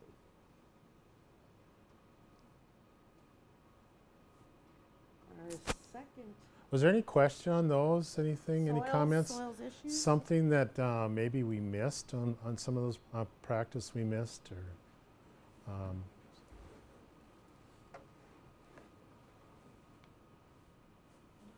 just want to kind of just comment that I work on the soil staff here, and what we're looking to do is to develop kind of an urban soil scientist. So we have a person on staff that actually would be addressing a lot of this stuff from the soil standpoint, and we're also trying to get tools so that we can assess the soil a bit better and educate.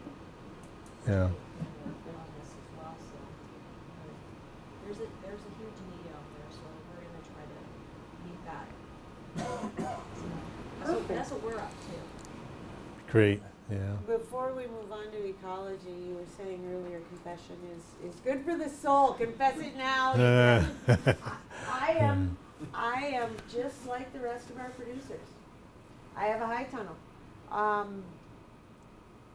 I was concerned about the soil in the high tunnel because I know that I produce in that thing. I mean, it's production, right? Go, all the time in that thing. I am very concerned about the soil in there.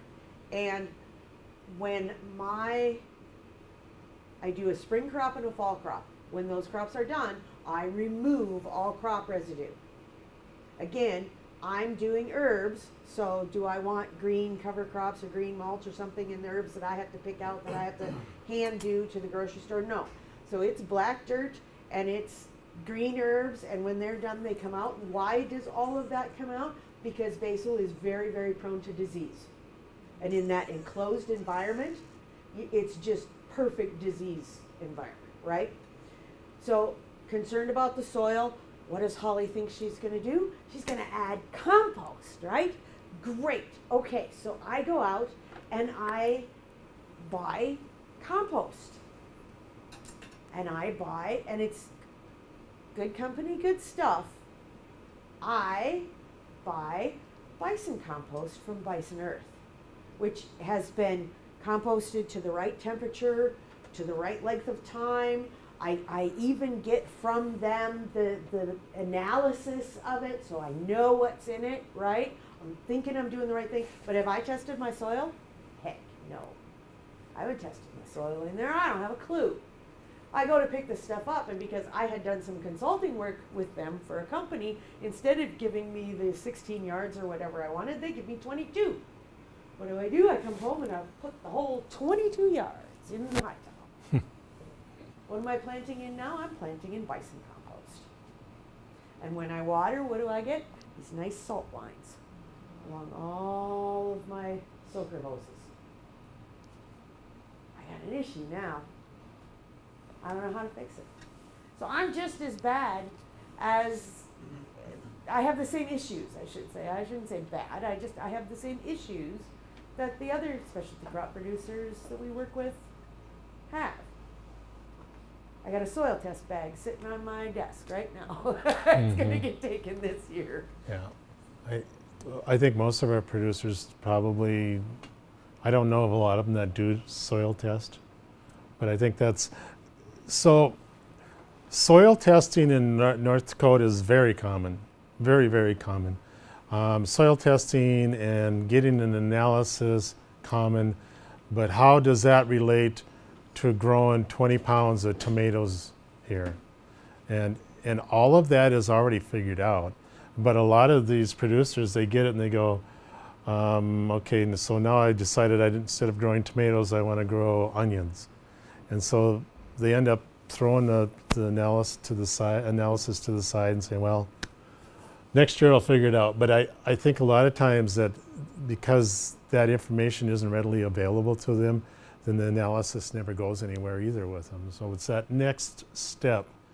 And I've helped a lot of producers look at tests and given them some ideas on what they can expect for production. And I think it's really important, and that's not something that you would do most likely. You don't do that, right?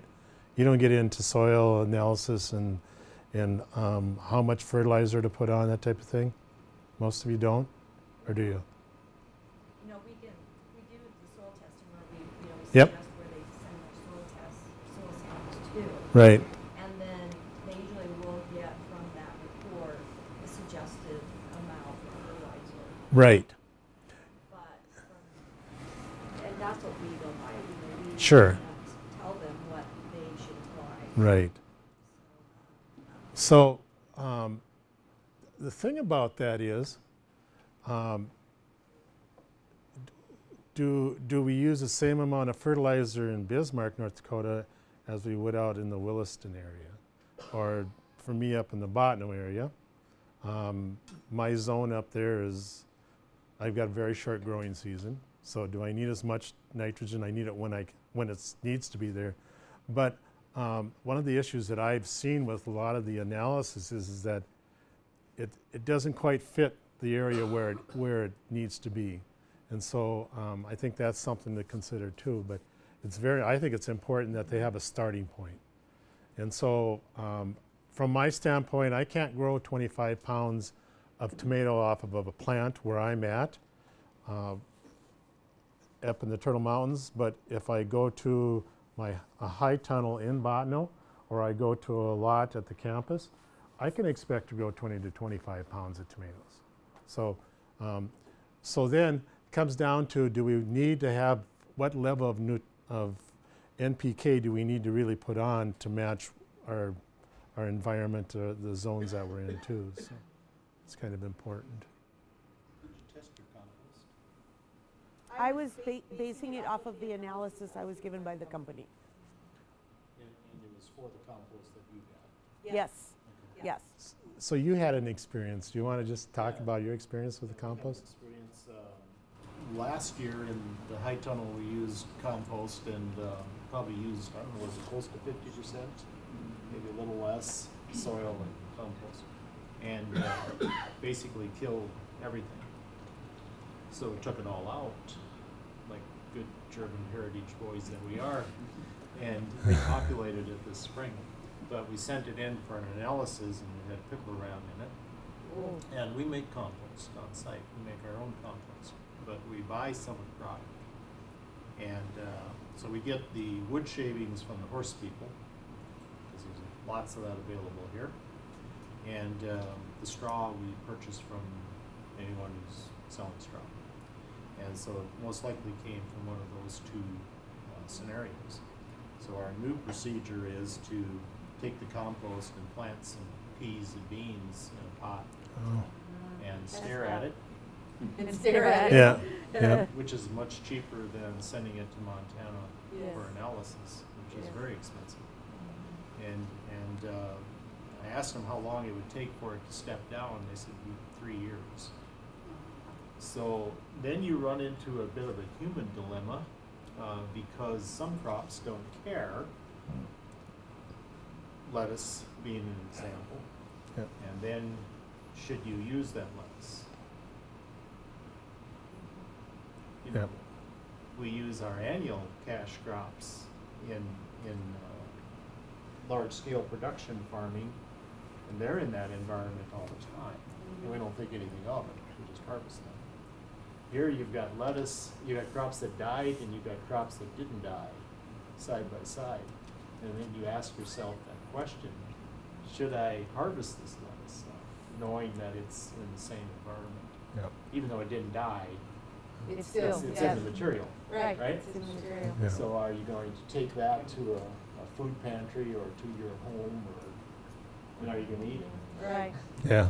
So you run into, you start asking yourself those questions as well. But new procedure, which is very simple, put some in a pot, put some peas, beans, potatoes, and tomatoes are the most sensitive and the easiest ones to determine this on are peas and beans. So Right. put a few seeds of each, observe it. You have to get past the energy of the seed. Yeah. Because it'll initially do okay. Right. And then all of a sudden you'll come later and it won't be there. But, so you gotta stare at it for a little while, and you know if you have something usable or not, because it's probably the biggest issue in the compost / organic world. Interesting. Which is true because, I don't know, we had a, you know, at the Dakota Garden Show, we had a booth, and we were doing soil testing, it was simple stuff, right? And it was about soils, but we had 3 people come up to us and say that they had used compost in their garden or their high tunnel, and they said that it wiped out. It wiped it, you know? And so they came to us and wanted to know, well, what's wrong with my soil? Well, you know, after you ask them questions, then you kind of dribble down to this, you know, like, why use compost? And so I said, oh, okay, so then after the rest of this, do all. And I'm like, okay. I said, that could be, but it could be an issue with compost.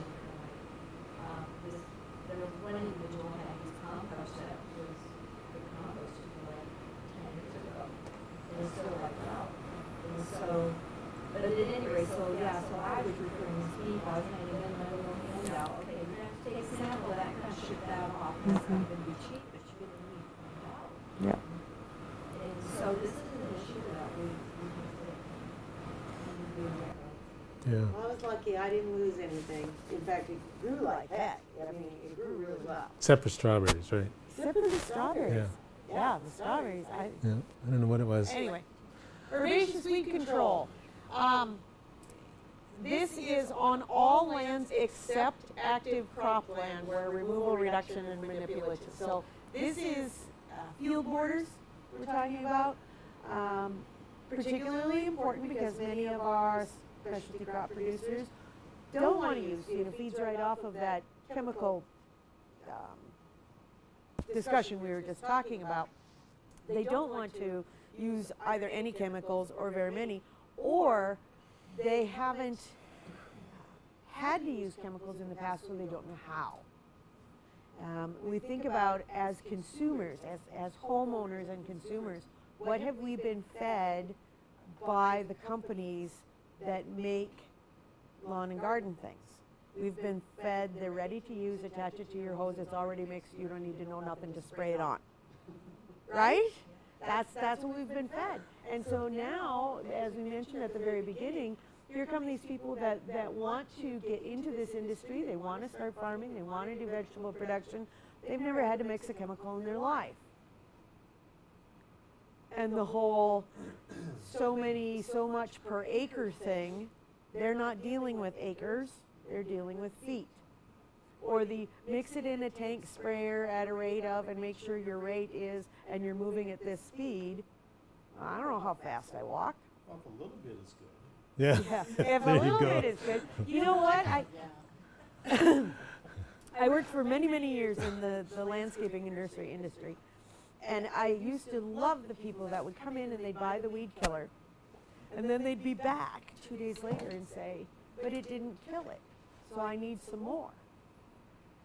And they'd be back 2 days later and saying, it's still not dead, I need some more. And you have to explain to them that you don't want it to die immediately. Now what's on the market kills within 24 hours. You want that longer term effect to go down to the root. But we do also have a fair amount of people that aren't going to use any chemical at all. And I try not to. I've been really good about it. I'm really proud of the fact that I haven't. But I do a farmer's market, and you'd be surprised how many consumers will come up to you and say, do you use pesticides? And it is a concern to most individuals. And so right on my table I do not use any organic or inorganic pesticides right on there. So that usually answers the question right away. And then the second question is well, you're organic then, and you can't say I'm organic even though I feel I am. use organic methods. But it's interesting because I was watching TV here the other night. I don't know if you've seen it or not, but this one guy is out preparing to grill, and there's a dandelion that's in his yard. And all of a sudden you see him come through with pesticide, granular pesticide, and just load that flower up. And we think about that. We think on one hand eating it is not acceptable, but it's okay for our children to go out and play in that lawn where we just applied the pesticide. I think there's a lot of educating that needs to go on in our world yet. But. So assistance with the herbaceous weed control, particularly on crop area borders, production area borders. That's many times because our producers are doing hand weeding. It's hand labor. They're in there, you know, they're seeing things, they're pulling them out as fast as they can. But it's the borders of the field that they don't have time to get to. That's where the Canada thistle and the wormwood and all those other great things come creeping in from. And this seems to be particularly suited, this practice. I got a question. So we pull a lot of weeds. What does that do to our soil? Is it good or bad?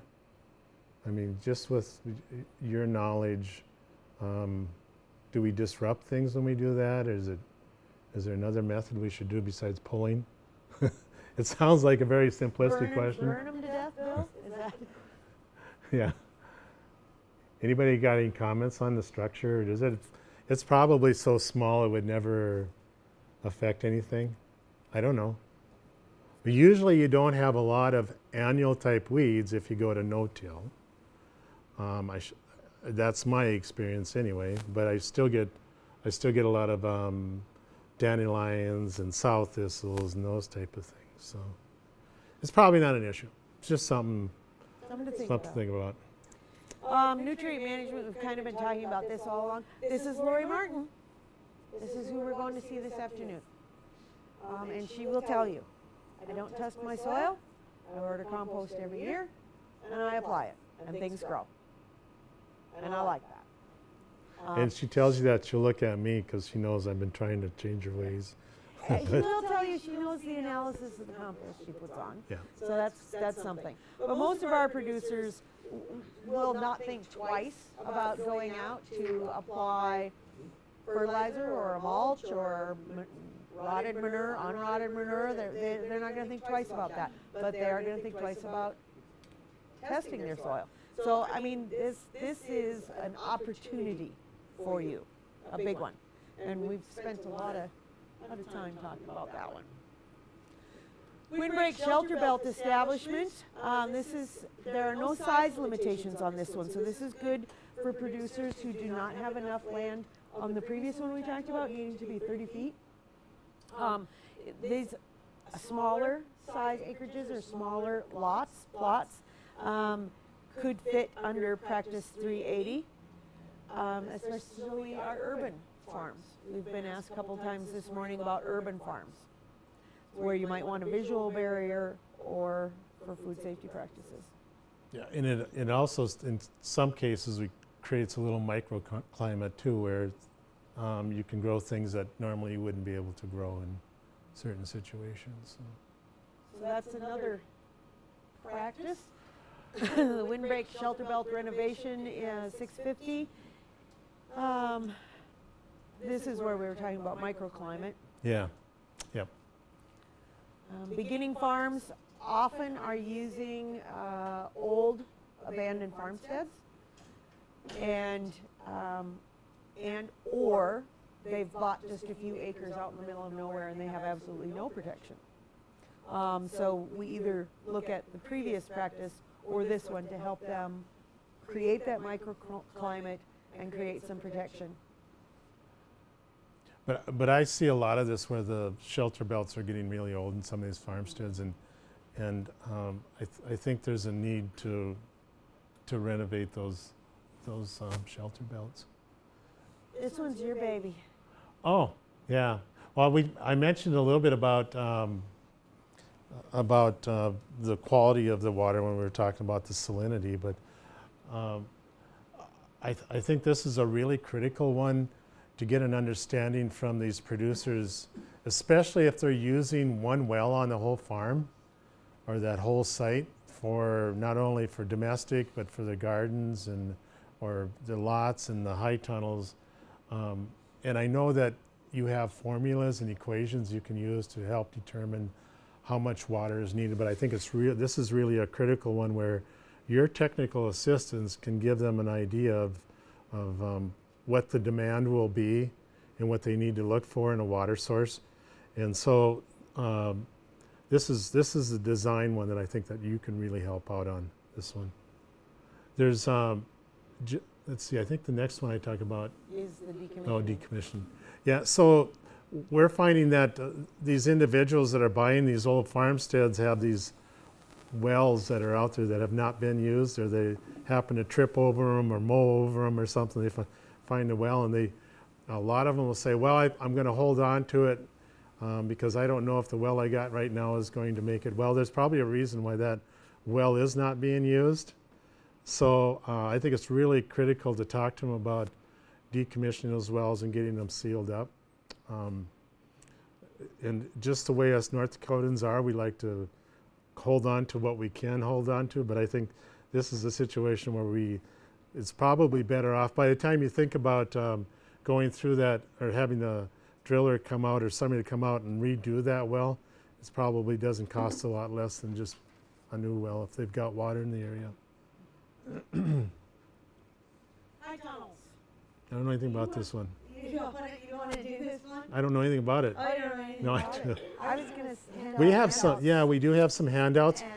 And So the handouts we have, one is kind of a resource type handout. It lists some resources of individuals that, or manufacturing businesses that have high tunnels that kind of service our area. And I know that a lot of you already have that information because I originally got some of that information from Botno when I went in to look at a high tunnel.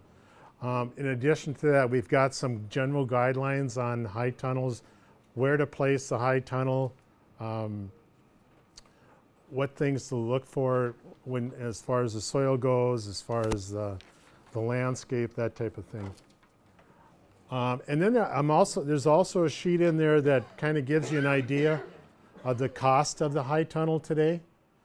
And what is the cost share rate? Does anybody know what that is now per square foot? Depends on what style you use. Use the Gothic style or the other style. Yeah. And I'm thinking, and the style is important because there's kind of a Quonset style. And so if we get a lot of snow, we get issues with it crushing a little bit. But the Gothic style tends to have a peak on the top, so snow does come off of it a little bit easier. But the pricing there is relatively new. I sent out quotes yesterday, and I noticed materials for a high tunnel that's a 30 by 72 overall has come down about $600–700 this year. So I don't know why it's come down in price. But oil, yeah, probably, yeah. And maybe it's because we didn't have a EQIP high tunnel program this year. I don't know. I hate to say. What's that? There was a high tunnel somewhere. Was there? Did we have some high tunnels being constructed? Or not last? I mean last year. Oh, last year. Yeah. There was one this Yeah. spring. So some things on high tunnels that when I'm working with people is, I recommend that they get together with somebody else in the district too so that they get the freight costs reduced. Let's see. I'll go through that when she comes back.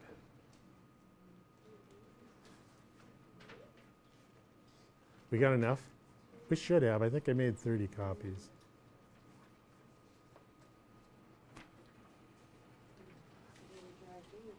So I'm going to try to spend like 10 minutes on this one, just talking about it. Can I get the... of course. Okay. One of each. Yeah. There you go. So, yeah, so this is relatively accurate, the costs. So if you were to if a producer were to ask you the cost of it, this would give you an idea. I put labor towards the bottom of it because most of our producers are trying to do it with local help, but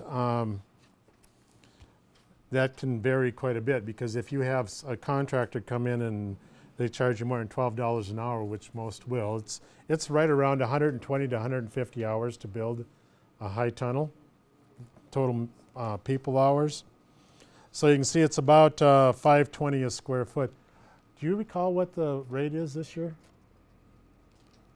I think it's like, before it was like 280, 290? Yeah. So that, I always like to hand this out when people talk to me about building a high tunnel and using cost share. I want to make sure that they understand that cost share doesn't cover it all, right up front. So this second handout gives you a list of manufacturers. There's Polytex, which is in Minnesota. That's a very commonly used one. Greyhawk is also one that's used quite a bit in this area. And then FarmTech is also one that's used. Price-wise, I think Polytex and Greyhawk are relatively competitive. FarmTech is a little bit higher, and it's their price structure is a little bit different, so it's a bit deceiving when you visit with them. But I don't recommend any one of these. I can't.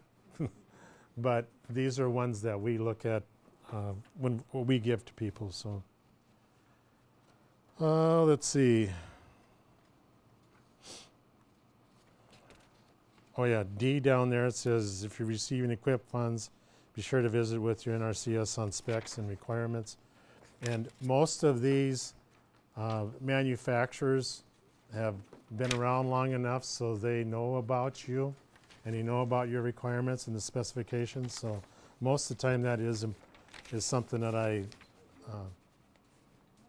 am fine with. So just to go through some of these, planning for construction, location is important.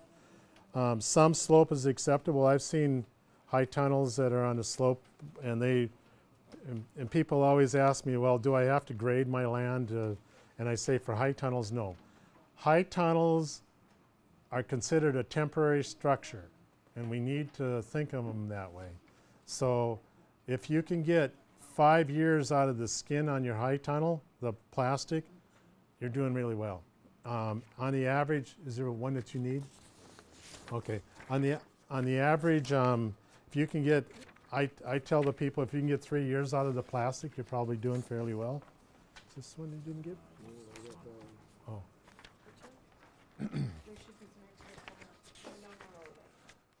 And so we'll show you some examples of why I consider it temporary. So then, just some other things along those lines. We want it close to a water supply, and I have some individuals that do transport their water in tanks. It's a little bit more work. It's very acceptable to do that, but it is more time consuming. There may be permits required in some areas, and there may not be a lot.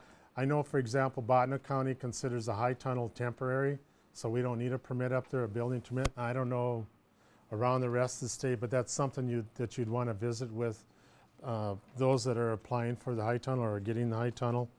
Insurance is very important, because sooner or later wind will get part of it or hail will get part of it. And I'm not so sure how long insurance companies will continue to insure high tunnels, but I think they have to this point anyway. So. Be particularly careful with urban farmers on the permitting. Some communities still look at them as a temporary structure. Temporary structures in some communities are only allowed to be constructed or up for 120 days out of the year. So make sure you check out those particularly well with urban. Yeah. Just the construction of it a little bit. Most of the time you'll get prints and drawings with, they'll get prints and drawings with their high tunnels that'll kind of explain how to construct it. Not always real well, but usually you can figure it out. And I always recommend that when somebody calls me and asks about a high tunnel, I always have somebody that someplace they can go and look. And fortunately up in our area, we have 6 high tunnels and at Dakota College. And so the 6 high tunnels that we have, they're all a little bit different. And so what we try to do then is to give that client an idea of what type of tunnel that would fit them best. So we have 2 different manufacturers. We have Greyhawk and Polytech's high tunnels on site. And we have a mix of Quonset and Gothic. We have a mixture of single skin, double Yep. skin sizes, all Yep. different sizes. A little bit different construction on each of them. Just trying to be that demonstration spot where producers can go to see. Right. And then the end walls, a lot of times during the construction, they'll ask about end walls. I think the one we've had the most difficult or the most challenging time with is with the end walls that the high tunnel manufacturers provide with the Velcro. Velcro or zippers, either. Velcro or zippers, where you zip open a big door, or you have Velcro that that just doesn't last for us in North Dakota. It's better to try to do something with your end walls where you've got more of a rigid end wall. Strongly recommend that you use like a 4x4 posts on your end wall or a 4x6 post on your end wall. That's going to give it the support that it needs, and then some type of a rigid skin on that. And you can get polycarbonate type skins, which is like a 2-layer type skin. Plywood works. I see Menards has got this corrugated type semi-transparent material that works relatively well. Steel works, you know, on the ends too, putting sheets of steel up. But you really need to make sure the ends are rigid, and just putting this material that you get from the high tunnel manufacturers doesn't work in our area. I think they put it in there to make you feel better and then Yeah. to have a picnic on afterwards, because it doesn't do any good. And that is the one thing to really work with your producers on if they're getting a high tunnel. If they are purchasing a kit, many times that kit is not complete for our area. They can't just look at the description of the kit and say, oh yeah, it's a 30x48 Gothic style, kit. It says it has everything I need. It doesn't have everything you need for our area. Right. An example of that, yesterday when I asked for quotes, they both sent me back quotes, and then they had down below truss kit not included. And so the truss is the part of the high tunnel that goes across here that holds everything together. Well, you have to almost buy the truss kit because that provides extra support. And if you don't, all you've got is ribs, and there's just not enough support with just the ribs. You need the truss kit to kind of tie everything together too. So a lot of times the manufacturers won't include the truss kit, and you don't, as a client, they don't necessarily know that they need it. That's another $600-700 is what it is. So if one may say, yeah, the truss is in it, and the other one may say, no, you got to add it. And so that's how they Or the competitively. rafters, the right number of rafters. Yeah. They'll go on Yeah. 4-foot rafter spacing rather than 3-foot. Yep. So there's different spacing on rafters too, and you pay according to that. Let's see. Insurance. I did really well on my insurance for mine, by the way. I think I ended up with about, well, I know my plastic went off, and they paid me $2,500 to put plastic back on, and the plastic cost about $500. So. But insurance is very critical. So heating, if we talk about direction of a high tunnel and heating of a high tunnel, those are things to give consideration. So some of us have different points of view than others, and I know you kind of have a little different point of view than I do. I don't necessarily think a tunnel needs to be east or west or north or south.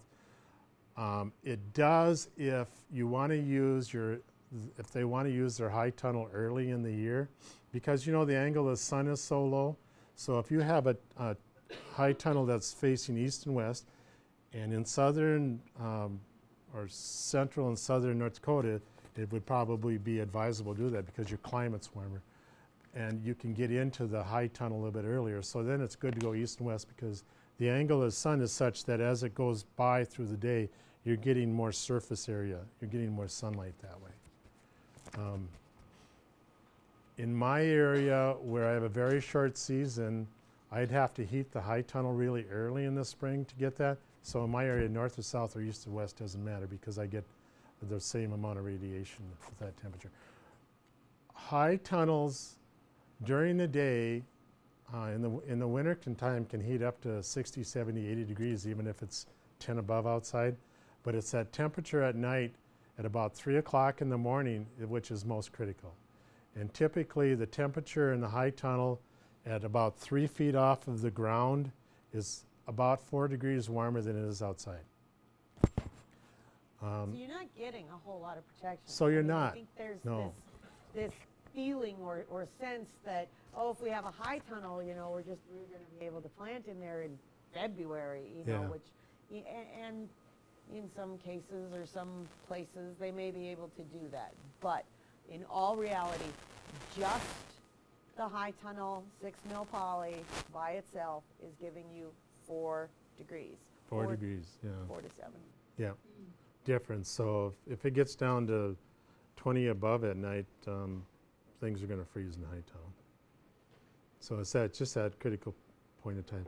I had redwood pigweed that got about that tall in December, and there was 20 and 30 degree below days, but that redwood pigweed never quit, and it stayed right there all winter long, and then in the spring it shot up from that point, and it didn't die either. So there's some warmth to the soil is what I'm trying to say. We threw this in there just to get back to the dictionary a little bit. The high tunnels, low tunnels versus a greenhouse and a cold frame.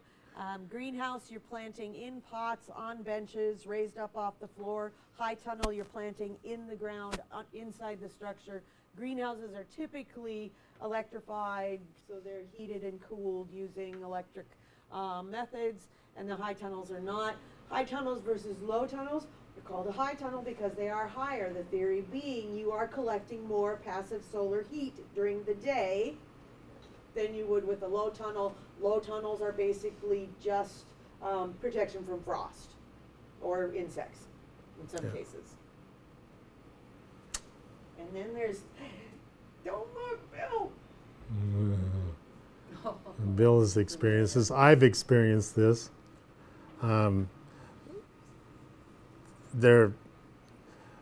Yeah, you know, some of these, like this is just wind beating right down on it, and coming across it like that.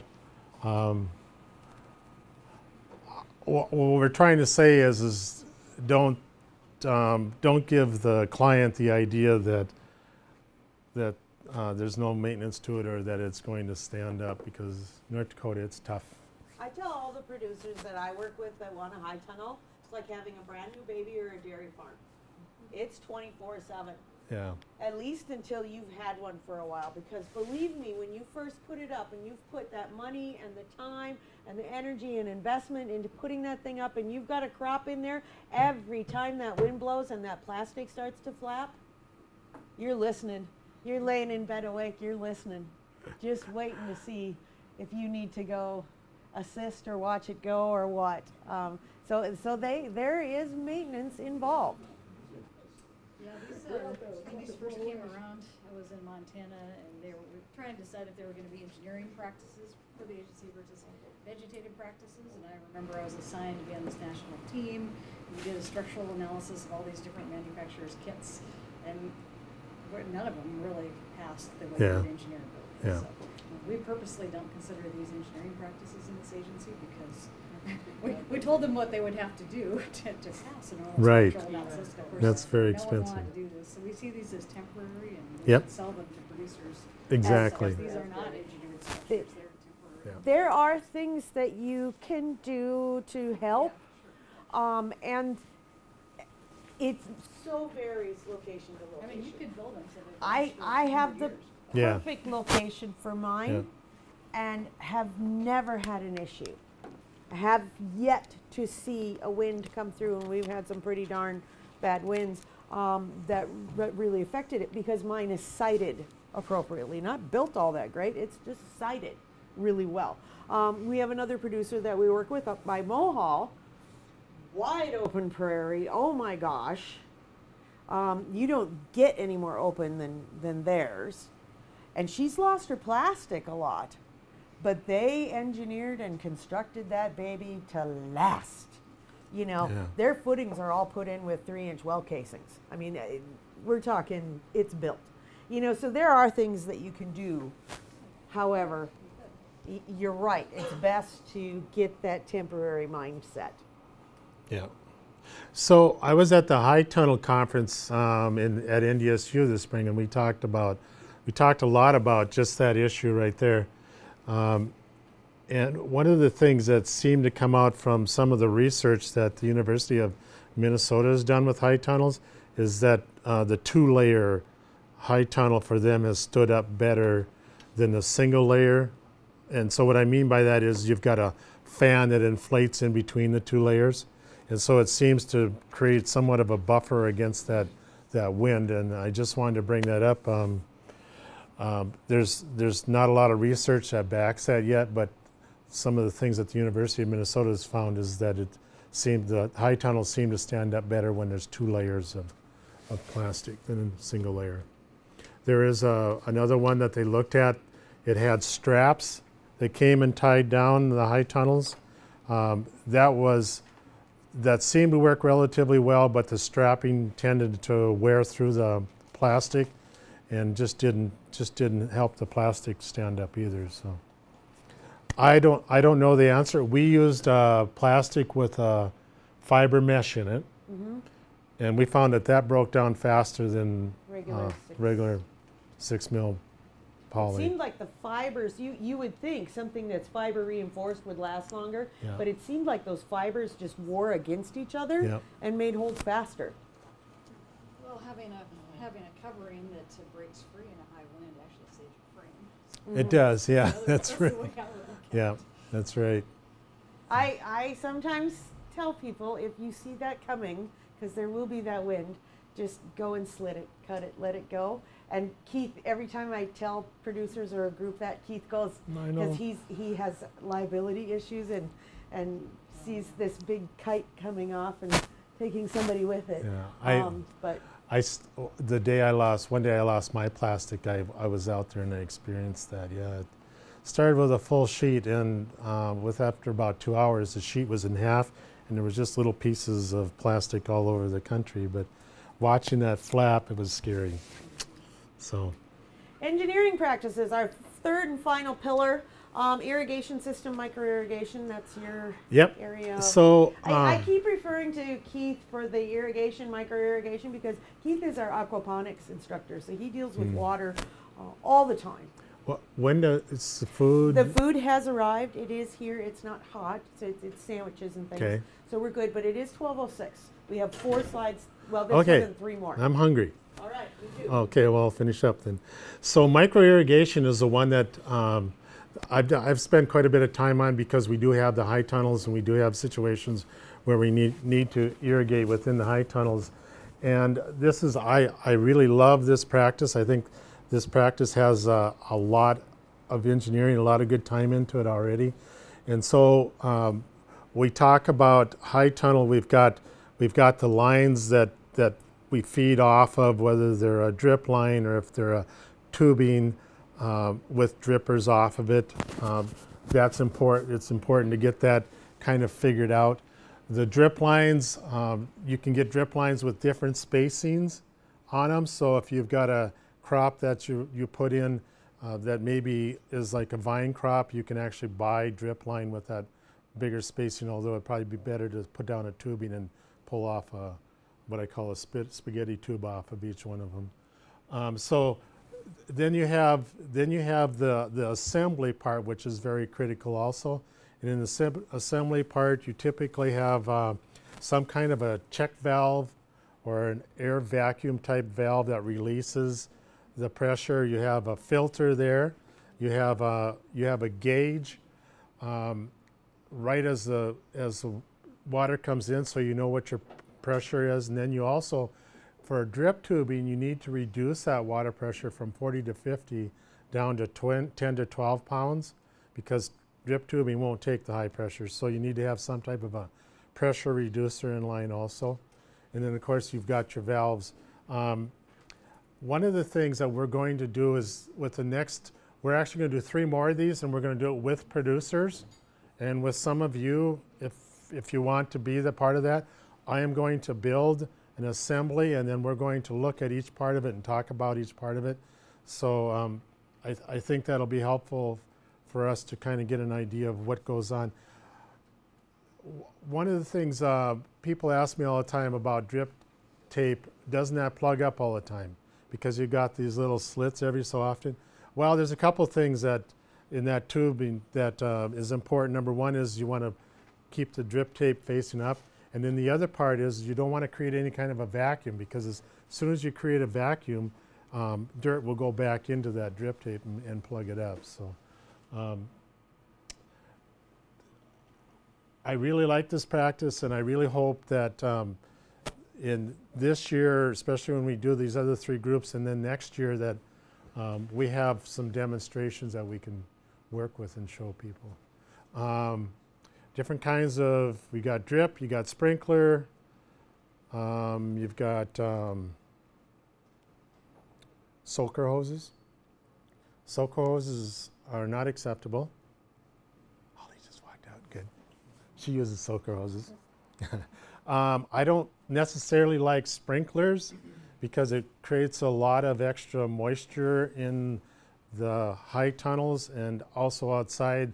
The issue is that when you sprinkle, there's material that comes back up from the splash, and so from a food safety standpoint, that's not always a good idea, because then you're getting it on the food portion of the plant. So I'm a big believer in using methods that directly apply it to where it needs to go and not a large area. I think it's more efficient. We probably all know that too. So. Running through these, any questions on that?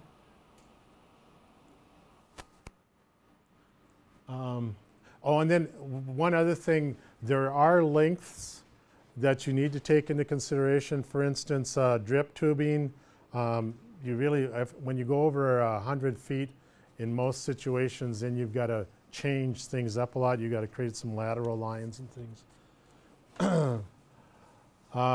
This one, 449, irrigation water management. Kind of along the same thing. I'm trying to think, Holly, there wasn't really a lot that we... Irrigation water management, It's other than conserving. Not only conserving, but having a water monitor, doing something more than sticking your finger in the dirt. Yeah. So you can get instruments to check water. There was, and I keep referring back to the University of Minnesota, but they did a test where tomatoes went, and on a hot day went without adequate moisture, adequate water, and they found that they had, in that test, they had 25% reduction in production just in 2 hours. So if you walk into a high tunnel and you see tomatoes wilted over, that producers are going to have production issues right off the bat. So it's very important to manage that. Pumping plants,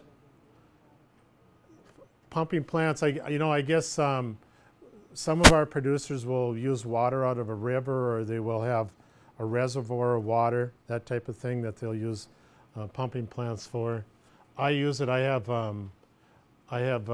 grow fish, so I've got ponds that I grow fish in, so then I need to transfer water around. But it's also very important when it comes to egg wastewater too, to keep that in mind when you're talking to them. Roof runoff structures. This is one that, with the specifications, it needs to be used in conjunction with livestock. So you would have to have an operation that also had some animals involved.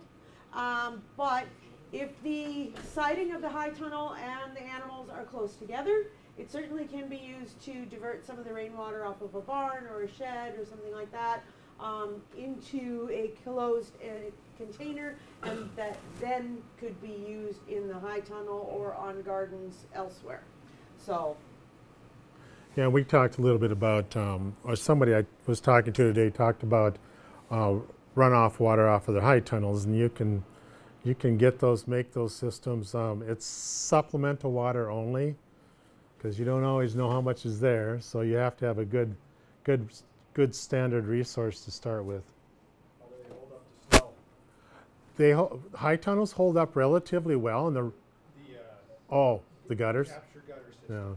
I don't know. Person we're going to see, the gutter systems on a high tunnel, is that what you're asking about? Yeah. Lori Martin at Roving Donkey Farm will give you an earful about gutter systems on high tunnels if you ask.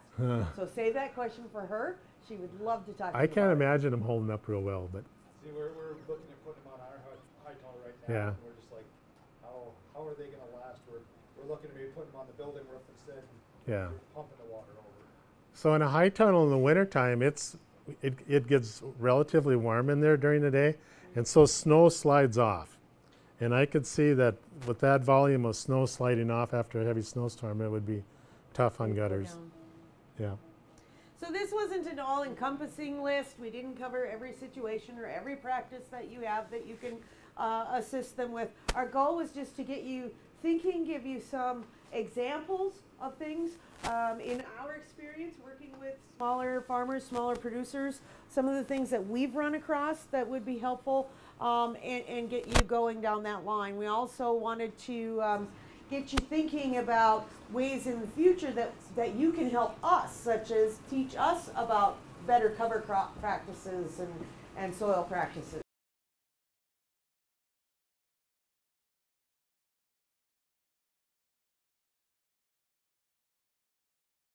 Yes, it is a farm. I appreciate you wanting to come and see what it is that I do. Sorry, I just noticed a vent closed on my greenhouse that wasn't closed earlier. So what I'm going to do is just walk you through my life here, and as you have questions, please feel free to ask, pipe up. I'm better with questions than just volunteering tons of information. Although the more tours I give, the better I get at talking, way more than people want me to. So. We have been in business since 2012. We sell at farmers market. We sell to several restaurants and food trucks here in Bismarck, and one of the local beer places. We sell pumpkins to them for their pumpkin ale in the fall, and we also do CSA, which is community supported agriculture.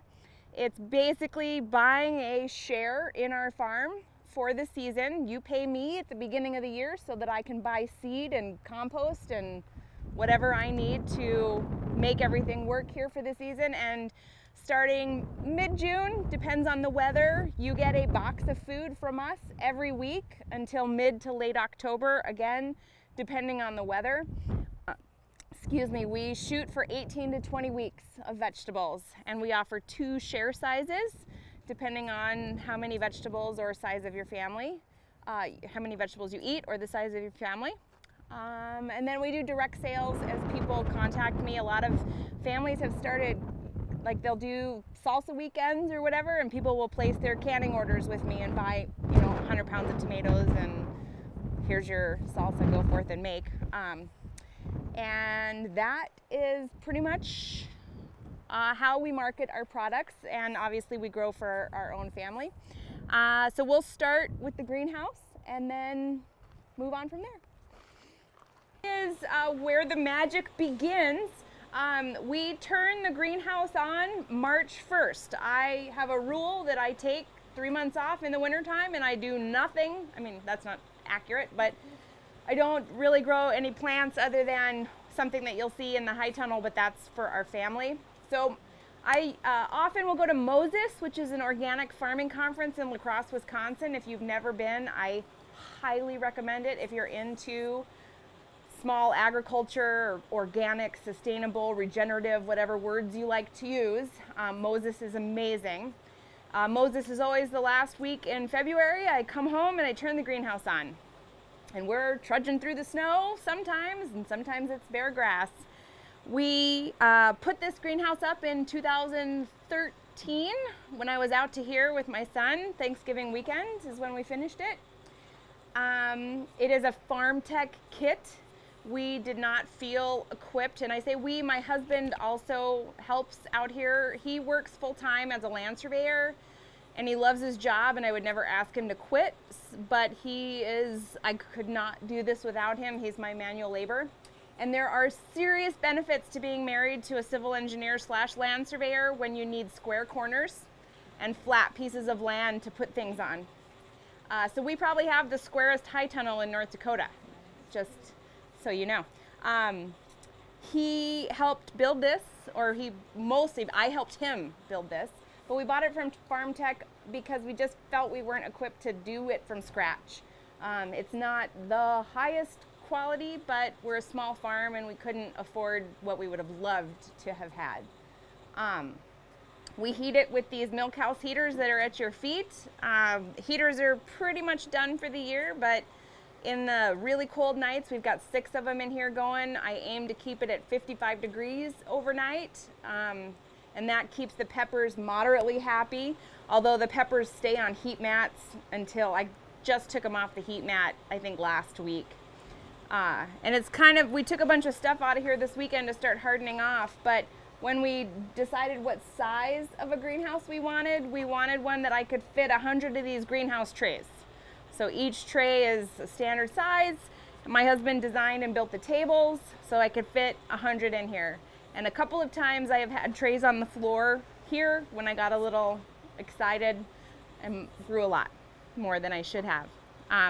So our greenhouse, like I said, goes on March 1st. It turns off end of September. I have plants in here pretty much until the end of September. I plant lettuce, spinach, green onions every 2 to 4 weeks all summer long. My last plants go in the ground the middle to end of September, again depending on the weather. A lot of these things can survive frosts, or I can throw frost blankets over them and they will still thrive into those warm days in October, and I still have really nice fresh food for our CSA shareholders. So yeah, the fans go on March 1st and they go off when the last plant leaves. Air circulation is important in here, obviously. Being as small as we are, we don't have water pumped right to the greenhouse. So that's why the hoses are on the ground. We pull those up from the house. And until it gets warm enough, we're carrying 5-gallon buckets of water. So that gets really fun when it's really full in here and I can't put the hoses out. So one of my favorite days of the year is when I pull the hose cart out and I can have a hose in here. I think that's pretty much, I guess I'll talk about how I start my plants. So if you look at most of the trays, you will see the plants are not in little plastic containers. They are in a soil block. So it's a self-contained mechanism that we start our plants in. This is a technique that I learned from someone named Elliot Coleman. He wrote a book called The New Organic Grower. If you are a small vegetable farmer, Elliot Coleman is your guru for pretty much everything. But this is a way for us to save money. We don't have to buy cells every year or every few years, whatever. So when you mix it up, we mix the ingredients ourselves. There are some companies that sell a pre-made mix, but to get anything shipped to North Dakota, I'm sure you can all relate, is not a trivial expense. And we go through a lot of soil block mix every year. So the molds are over here on the south side of the greenhouse. They're standing up on that table. It's a steel, basically it's like a cookie cutter, but we can make anywhere from 12 to 20 blocks at once into each tray. 1 seed per block, depending on what I'm growing. Green onions, I actually put 12 to a block and grow a bunch of green onions at once. So you just take it out of the tray and you put it in the ground. There's no shock, and then there's no waste with all the plastic. There is labor overhead with creating the soil blocks, but we've been doing it for 5 years now, and we've pretty much got it down to a science, so it goes pretty quick. At this point, my husband does the soil blocks and I do the seeding. He is all about manual labor, not even remotely about horticulture.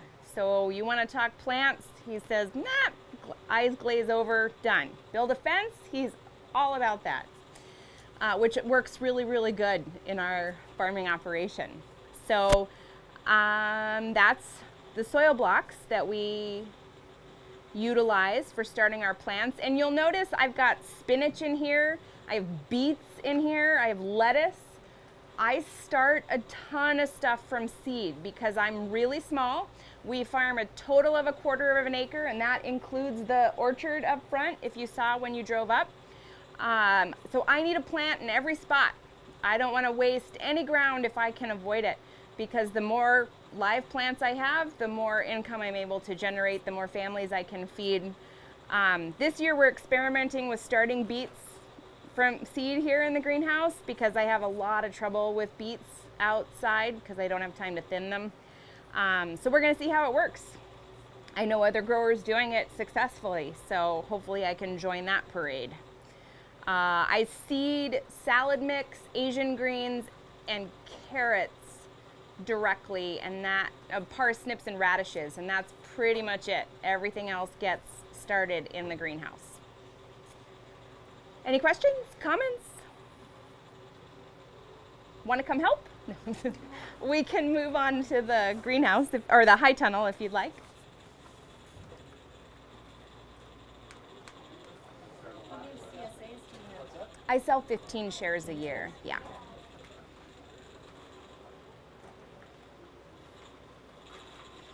And they hold together. The mix itself it's kind of like a concrete-ish when it's wet, and then when it dries, it just holds itself together. And so what do you make the mix out of? Or? It's peat, perlite, a little bit of soil, compost, and then there's a fertilizer mix that's green sand, blood meal, and phosphate. I know it's in the book. Yeah, yeah. That's a fine idea. Yeah, we really like it. So yeah, you can see. So those pop down, you fill them in, or you? Well, there's that white tray there, and he puts the mix in there, Gotcha. and then fills it up, Right. scrapes the bottom, and then it ejects it. Yeah. Gotcha. When we started out, we had little handheld ones that made 4 to 5 at a time. So when I bought these, I gave them to my husband for Valentine's Day and said, see how much I love you? You go from 4 to 12 all at once. Nice. It was the best Valentine's present ever. I don't know if you guys heard what ice makers initially were handheld, and he could make 4 to 5 at a time. And we got a little bigger, started doing more plants, got better what we were doing and more efficient. So those stand-up blockers, they make anywhere from 12 to 20 blocks at a time. So I bought them on Valentine's Day for my husband and told him, see how much I love you. I didn't get you flowers, I got you larger quantity soil block makers. He thought it was great. Lori, we've had a lot of discussion today so far about soil amendments, soil compost, that sort of thing. I didn't catch it when you were in there. You talked about where you buy your... I didn't talk about where I get my stuff from. So for anybody who didn't hear Holly, where do I get my ingredients for my soil block mix? So the soil block mix has soil, compost, peat, perlite, and then there's a mineral pack that's green sand, blood meal, and phosphate. So I get the soil from out here. The compost, we a few years ago had a tote shipped in from Purple Cow in Minnesota of really good compost. The first few years we started out, we got it at the dump, which is full of weed seed. So I was getting dandelions in my soil blocks, which was awesome. That was sarcasm. So that tote was really expensive, but it's wrapped in plastic, so there's no leaching. So the quality has stayed. And this is going to be our 3rd year using it, and I think we'll be able to get 1 more year out of it. It cost me almost $1,000 to have it shipped here, and that included the compost, but the tote was like less than $300, and the rest was shipping. The peat and perlite I used to get here in town, and I'd go to Cashman's or Baldwin Greenhouse and beg and plead and whatever to try to get their good peat and perlite, but then they would try to charge me a ridiculous sum of money, and I buy like 6 bales of peat a year. So I ended up finding a greenhouse in Helena, Montana, of all places. They set up in grocery store parking lots like Lowe's and those guys here in town, but they also sell commercial nursery stock, but they wholesale ingredients. So I started getting fine perlite and sifted peat, which if you buy peat at Menards, it's like half sticks. So we were sifting all that stuff out, and we had almost a 50% loss on the peat we were getting at Menards. When we started getting the peat from High Country Growers in Helena, we had 0 waste. We went from half to 0, and I didn't have to get quite as much peat anymore. So they come as far east as Glendive. And I will either drive to Glendive, or yet another benefit to being married to a land surveyor, they have an office in Billings. So whenever he's got a crew going out to Billings, they will meet my greenhouse guy and bring my stuff home. So I don't have to pay any shipping, and I'm paying wholesale prices. So that's where I get my peat and my perlite. And then the mineral stuff, or the fertilizer stuff, I get pretty much whoever's cheapest. Planet Natural in Bozeman. Sometimes I get it on Amazon. We only go through like 5 to 10 pounds of those ingredients every year. Not even that much on the phosphate. So I don't have to buy it all that often. And Amazon just really ends up being the cheapest for that kind of stuff most of the time, unless I'm in Bozeman and I can just stop at Planet Natural. And if you don't know about Planet Natural, you should know about Planet Natural. It's amazing. It's an organic, well, it's gardening supply, but they sell to my scale of grower too, which is kind of cool. We had a plague of grasshoppers our first 2 years here, and they sell a product called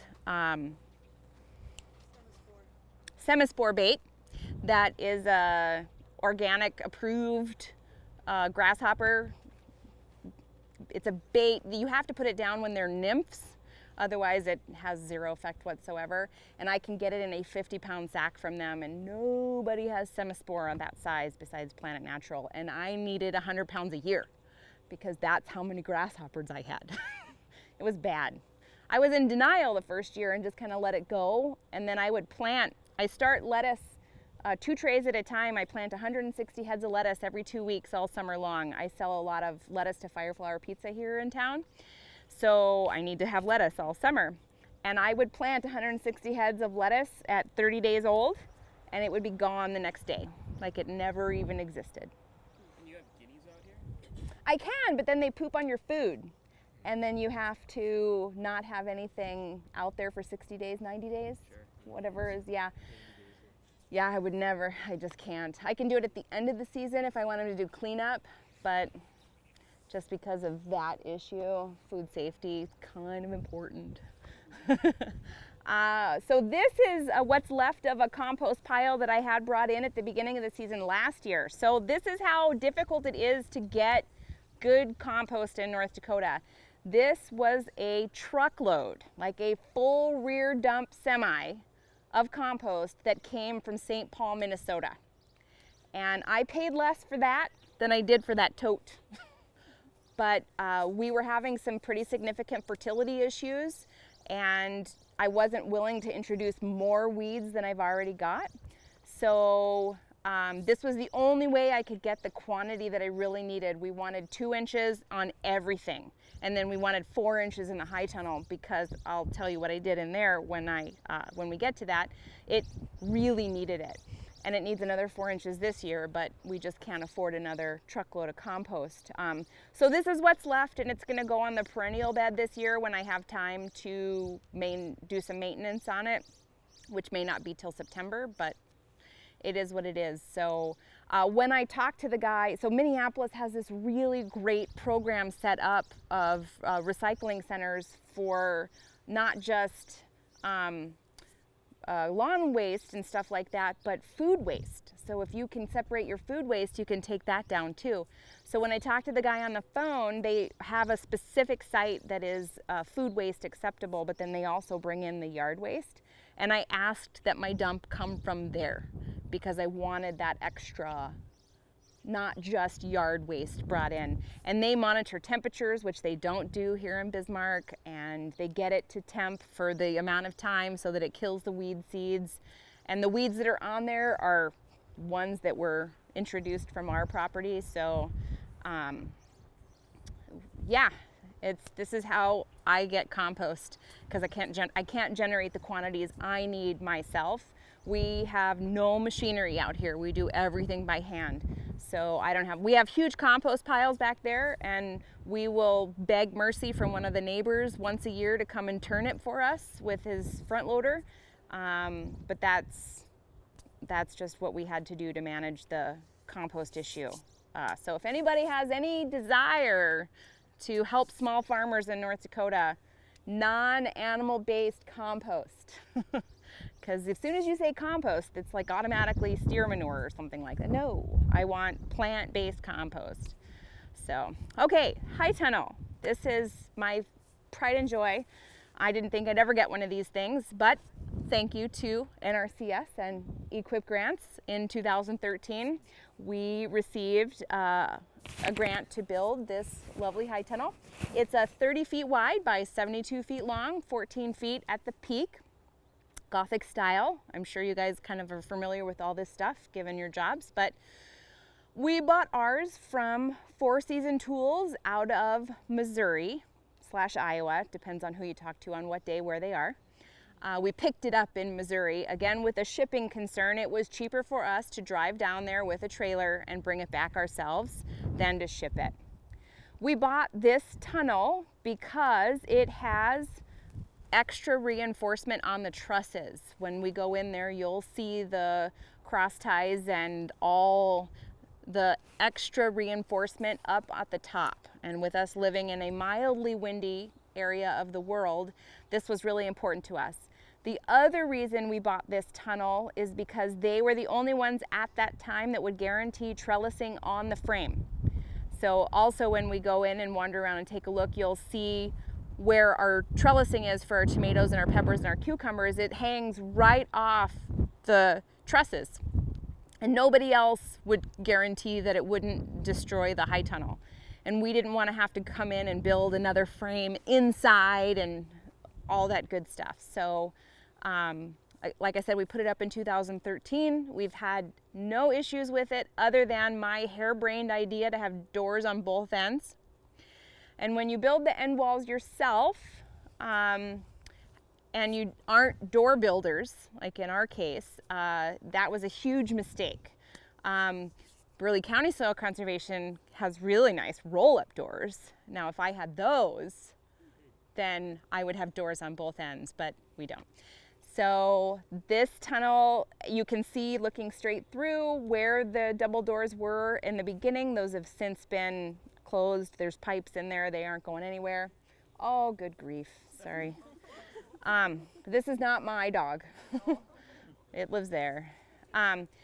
So we changed the door on this end 2 years ago, or actually, sorry, at the beginning of last season. So it was also double doors initially, and after the 4th time the wind ripped him off, my husband decided he was done.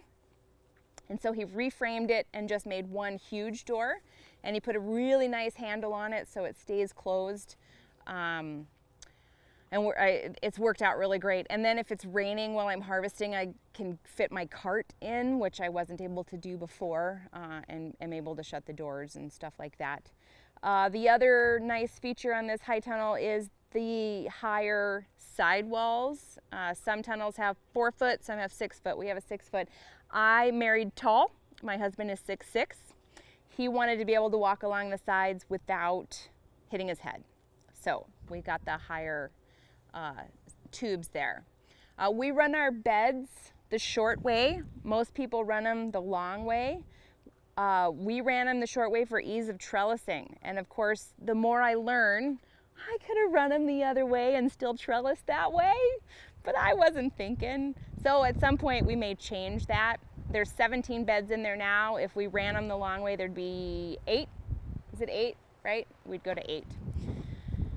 The rows are 26 feet long, 30 inches wide with 18-inch walkways. Everything on our farm is a 30-inch wide bed and an 18-inch walkway. Makes math really easy. I'm a type A personality, which does not fit well into farming. I learned I've had to become a little less type A and a little more flexible as time has moved on. But having everything the same length and width, gosh, that's sure nice. We started out with 12-inch walkways, a la Elliott Coleman. Again, this is an Elliott Coleman farm management, and he has lots of labor on his farm, lots of interns. People want to come work for Elliott. I don't have that problem, and my butt does not fit in 12 inches, and I like to weed sitting down. So we went to 18-inch walkways, plus 12 inches to my husband. With his size whatever feet, he couldn't fit in the walkways either. So 18 inches worked better for us. So that flexibility I was talking about, that was one of those things. I was like, well, I can't change it. This is what I've decided to do. Nope, change is okay. Change is okay.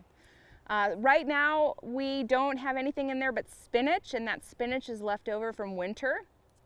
Oh, and weeds always, of course. I grow spinach all winter long for my family. Someday it might be nice to grow enough to sell, but by November I'm just done and I don't want to feed anybody else. So, but we have fresh spinach all winter long, and I put a low tunnel over it. On the other side of that compost turner, you can see the conduit that's bent.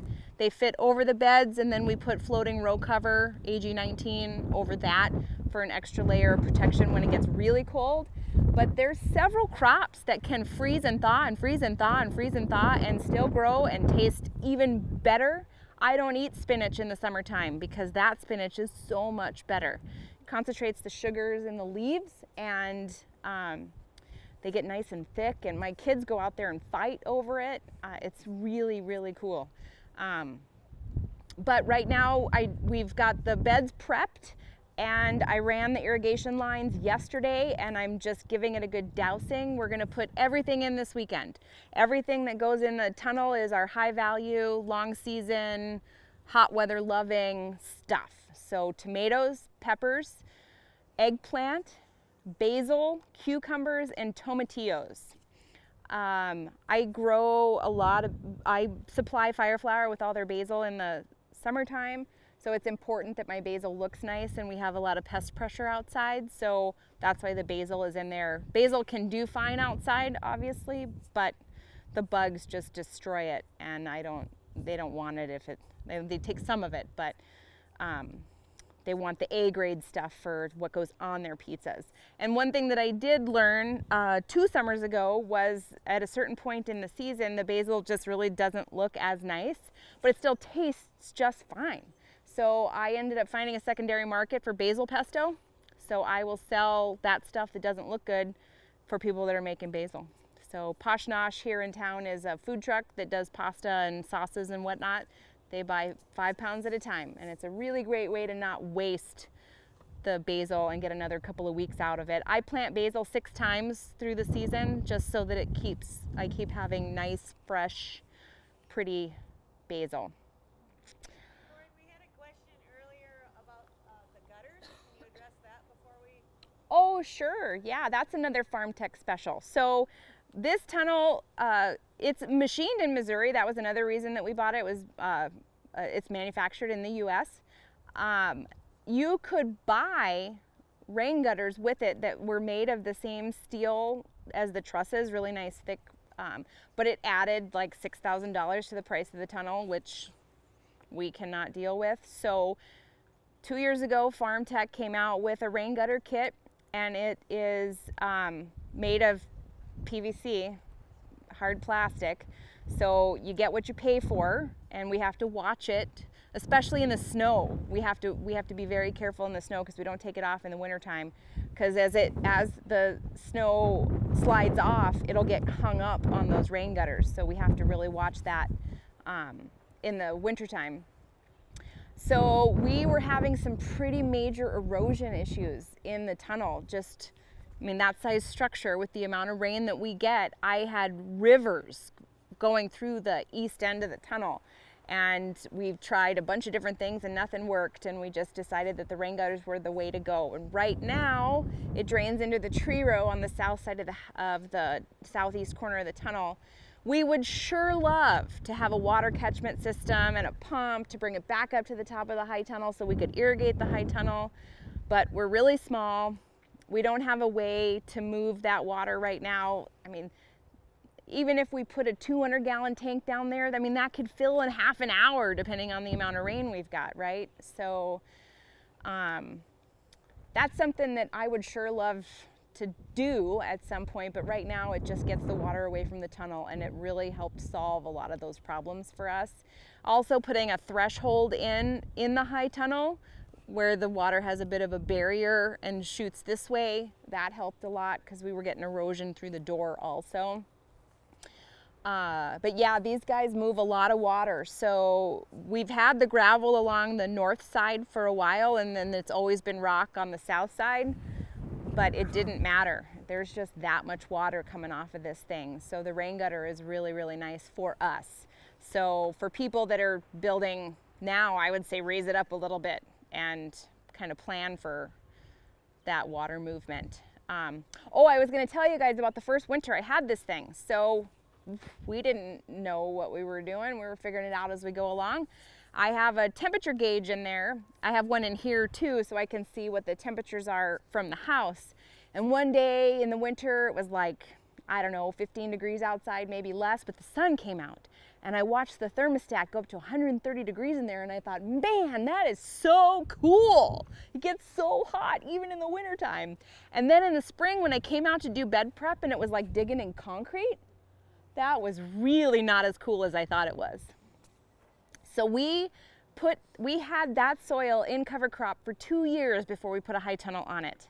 It was really, really nice the first year we planted into it, and then the next year it was like we had done nothing. We destroyed it. So if you help someone get a high tunnel, tell them to open it in the winter.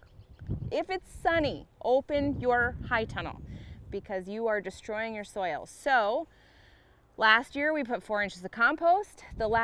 Since that first year, that tunnel never sees bare soil except in the spring before I plant.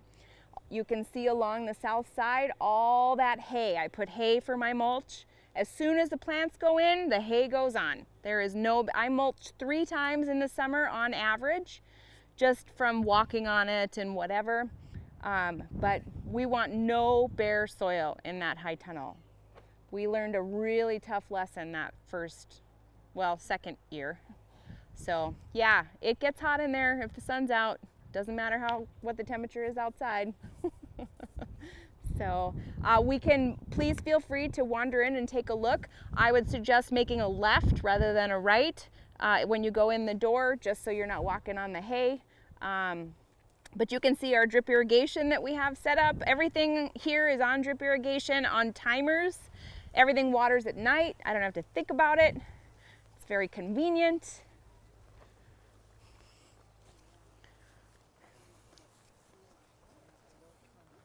So why was it so rough in that first winter then? Just because of the fact that it was like not frozen during the winter? I'm sorry. The ground, you said the soil got super. Well, when it gets that hot in here, and it was, I mean, the whole winter I did nothing. Yeah. So it probably saw 4 weeks of 130 degree temperatures.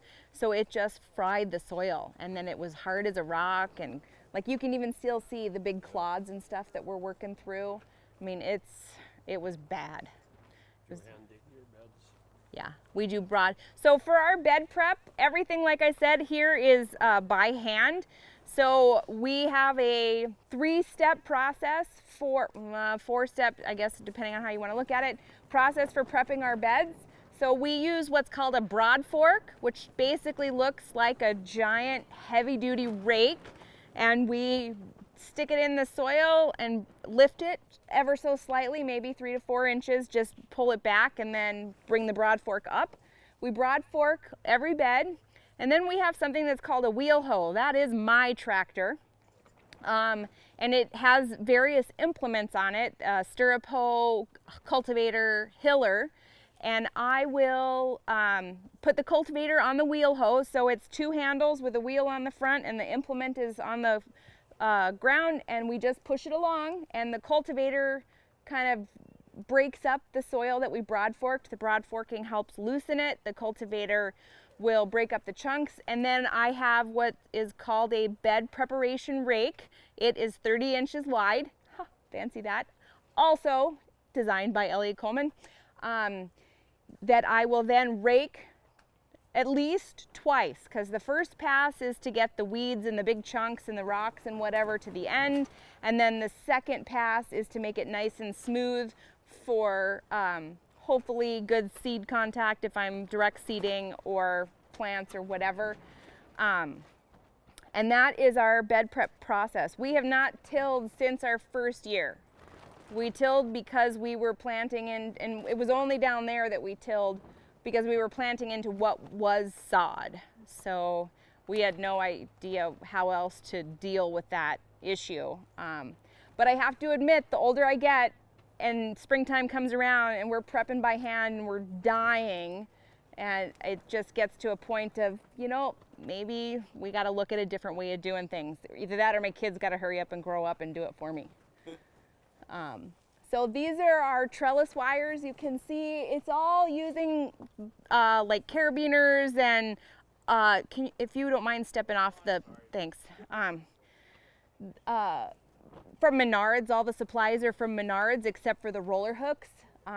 They just run the length of the tunnel, and these roller hooks just clip off and on, and the string comes down and we tie it around the plant, and I trellis my peppers because my peppers will get this tall in here, which is pretty cool. And the tomatoes, what ends up happening, you know, tomatoes will just keep going and going and going, especially cherry tomatoes. They get up and over these wires, so we have to come in and lower the string later in the summer because the cherry tomatoes, they'll get 16 feet tall. This is 8 feet, these trellis wires. So it's interesting when you're lowering and you've got the stem going on. And I'm an aggressive pruner. I don't know if any of you are tomato people. I am a single lead tomato grower. Like, there is no ifs, ands, or buts because I need to be able to walk and whatever. So even with a single lead, we will get 10, 12, 14 feet tall on the tomatoes. Single lead? Like one stem, yeah. So, and then tomatillos I do in here too. I don't know if any of you are salsa verde fans. Tomatillos are a weed. One plant will give you 50 pounds of tomatillos. But I have created a market for them, so now I have demand. People want tomatillos and I need to be able to grow them. So that's why they're in here, because they have a long harvest time. Kind of like tomatoes. Do you got a filter system on drip irrigation? Yep, down at the bottom. Yep, we have what's our main irrigation down below, and then everything gets piped to all the different places. And the water is on right now. I'm just doing a good soaking to try to get the ground nice and ready for all the plants that are gonna come in here this weekend. All right, we can move on down to the outside planting area. Excuse me. So this is our outside planting area. We have 3 beds down here. This is what we call our main bed, just because it was the first one. It's 50 feet wide or long and 50 feet wide and 100 feet long. I have 25 beds here. Again, 30 inches wide, 18-inch walkways, drip irrigation. My husband, land surveyor, thank goodness, stakes all the beds for me so that I know where stuff is, and my lines are relatively straight. This is what we call our new bed. It is 50 feet long, 75 feet wide. And then down below that wood riser, that's our perennial bed. It's a triangle. It fits well within my mental capabilities because I don't have to do math. It's the stuff that's planted is there, and I don't have to, like, one row is 6 feet long and then my longest row is 85 feet long. But it's raspberries and they're not going anywhere. So I don't have to think too much on that guy. So this is a row of honeyberries. These plants here, they're planted in three different years, and I have another hedge that I put in last year in this new bed. You'll see on the far north end, they're smaller, they just got planted last year. Honeyberries are kind of like a blueberry, but they grow in North Dakota without a lot of work, and they're hardy in our winters. These will be hedgerows once they fill in. This large one here is about its top size. That might get a little bit bigger. But it's meant to be a windbreak as well as fruit, and they flower very early. They actually, there's only a few flowers left. You can hardly see anymore. The bees have been going crazy, so I have early food for the bees. And so they're here and then they come back because they're like, hey, what else have you got? Besides dandelions, because I got lots of those. So ultimately, so this is 100 feet long, and that's a little bit more, well, it ended up being about 50 just because we didn't plant part of it. But the honeyberries will end up going into jars. I have a side business for pectin-free fruit jams and butters. And right now I buy most of my fruit. Ultimately, I want the fruit in the jars to be mine also. So that's the fruit orchard up front. We've got apples, pears, plums, and cherries. And then I've got strawberries, raspberries, and honeyberries down here. You can see I have a few things in the ground so far. These first 3 beds are potatoes, which the wind has not been nice to me, so I gotta come and put some more straw down. Volunteer shallots that I obviously missed when I dug last year. Oregano, you cannot kill oregano. The black plastic is carrots. So we're trying a new experiment this year where we watered in the carrots as soon as we seeded them, and we're going to cover them for a week to see if it keeps the soil moist enough to get better germination. Carrots are tough for me. There's a few things. Growing peppers from seed and getting good soil germination, or getting good carrot seed germination, has been a big challenge for me. So we're going to see how that goes this year. But I plant carrots 5 times, so if this doesn't work, we've got a few more plantings to give it a, see what, just go back to the old way of doing things. Shallots and garlic are what you see the rows down below. Those go in the fall. In North Dakota, if you plant those in the spring, we don't get a long enough season to get good garlic and shallots. Shallots you could probably do, but garlic, definitely not. And then I've got, what else do I have planted? Nothing else in this bed right now. I did some weeding yesterday. It was a lot uglier than this. So I was like, I got people coming tomorrow. I got to make it presentable. So this is another one of our irrigation risers. This is my husband's design. Irrigation is a big pain for us because something's always leaking, but we do the best we can. But again, everything on timers. He built these risers because now at the end of the season we take these bolts off and just disconnect here, and this goes in the greenhouse, and he doesn't have to rebuild it every year. So we have that riser, which is where the water source is there, and then we have another one on the high tunnel. Rural water. So you're using filters there? We've got a filter down there, yeah. And our water quality is fine. It's just more like sediment and whatever, because water comes from the house underneath and then up, and it came as part of the kit too. So it's like there's some things that we're just not experts on, and we are totally okay with that. And if the irrigation guy said you need to have a filter, it doesn't cost that much money. So until we learn otherwise, that's what we do. So in this bed, I've got some lettuce right here. This was planted 2 days ago. Like I said, I put it in the ground at 30 days old. So in another month, this lettuce will be ready and I'll be able to sell at market or to my restaurants. CSA won't start until the middle of June, so I don't know. Yeah, we'll just see what happens. But I've also got radicchio in and some Asian greens and cauliflower down there.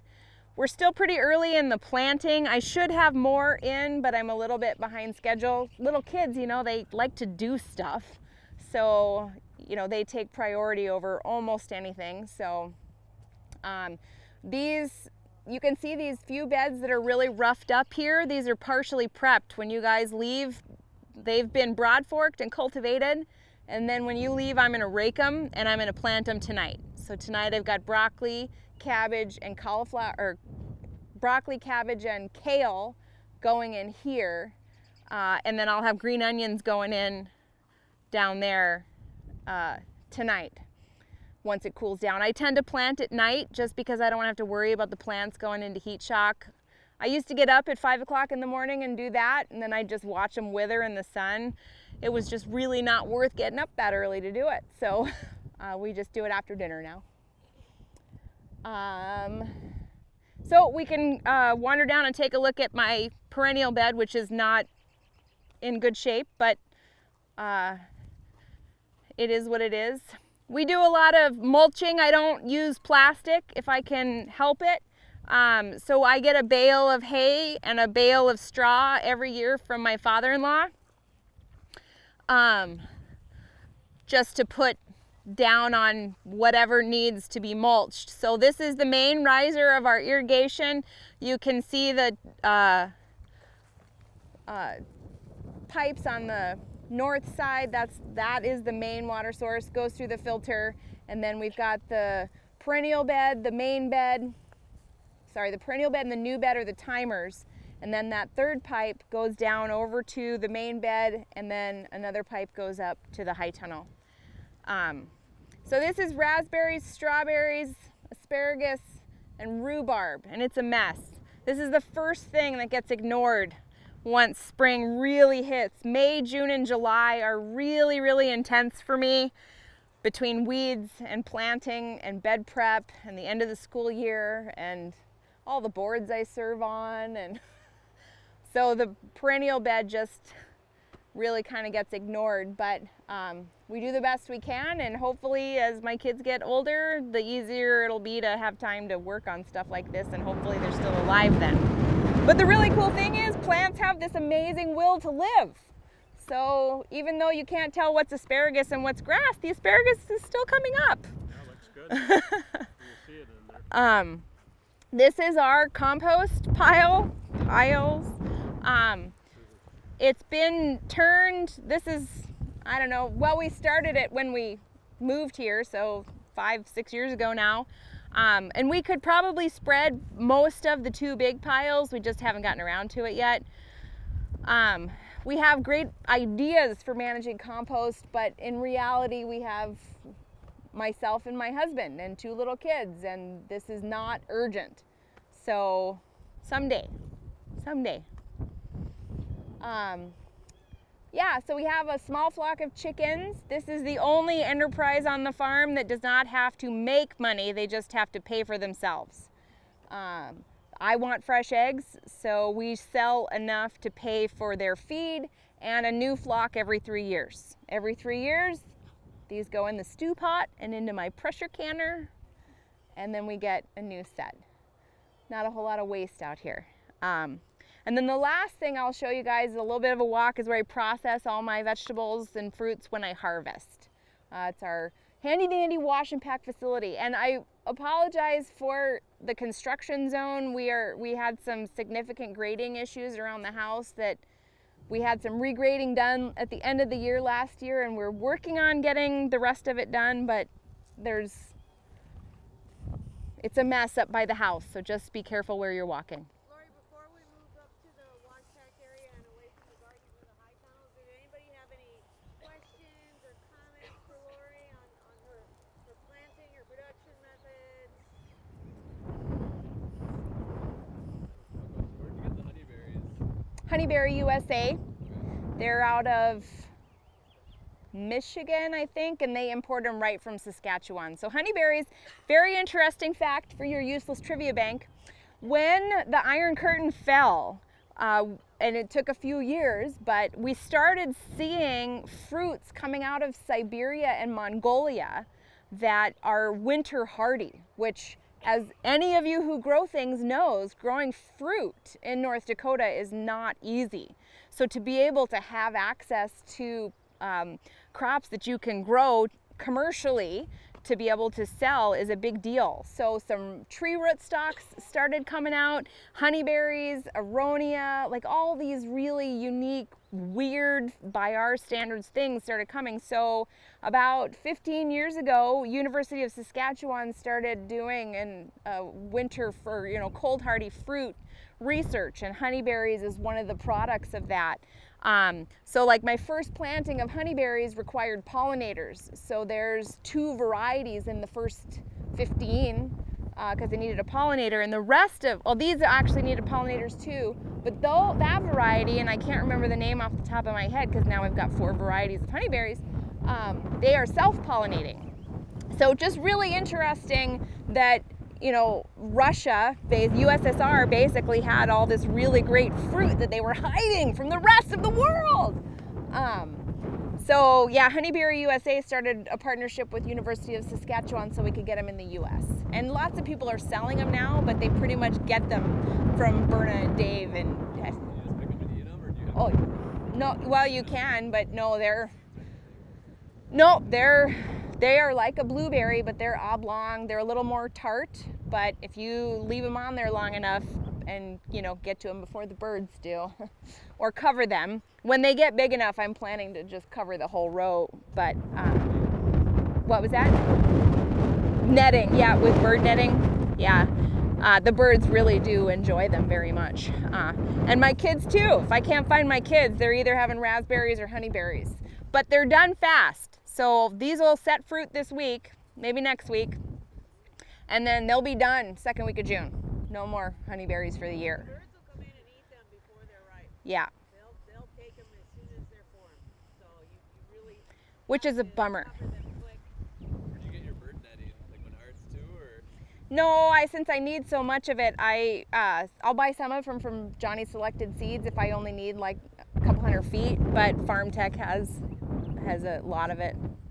They have big rolls of it, I mean. And I am an open book. I am not afraid to share any information. Nothing out here, nothing I do out here is a giant secret. So seriously, if you have any questions. Where did your farm name come from? My farm name. So I'm a big fan of a folk rock band from Newfoundland called Great Big Sea. And they had a couple of songs, like one song called I'm a Rover and one song called Donkey Riding, and I'm not creative. So one day, Roving Donkey just kind of popped into my head and I'm like, okay, done. So it's named after 2 songs by my favorite band. There's no donkeys roving around. No donkeys. I've asked, but he says no. And if he lets me ever have any livestock besides chickens, it's pigs. We will have pigs out here before we have anything else because we all need bacon in our lives. About how many CSA members are you able to support? I could feed up to 25 families if I wanted to, but I keep it at 15. I like to keep it small and personal, and we're in a unique situation here that the farm needs to keep me home and pay for my kids' activities. That's what the farm is for, and to keep me sane so that I have something besides parenting to do.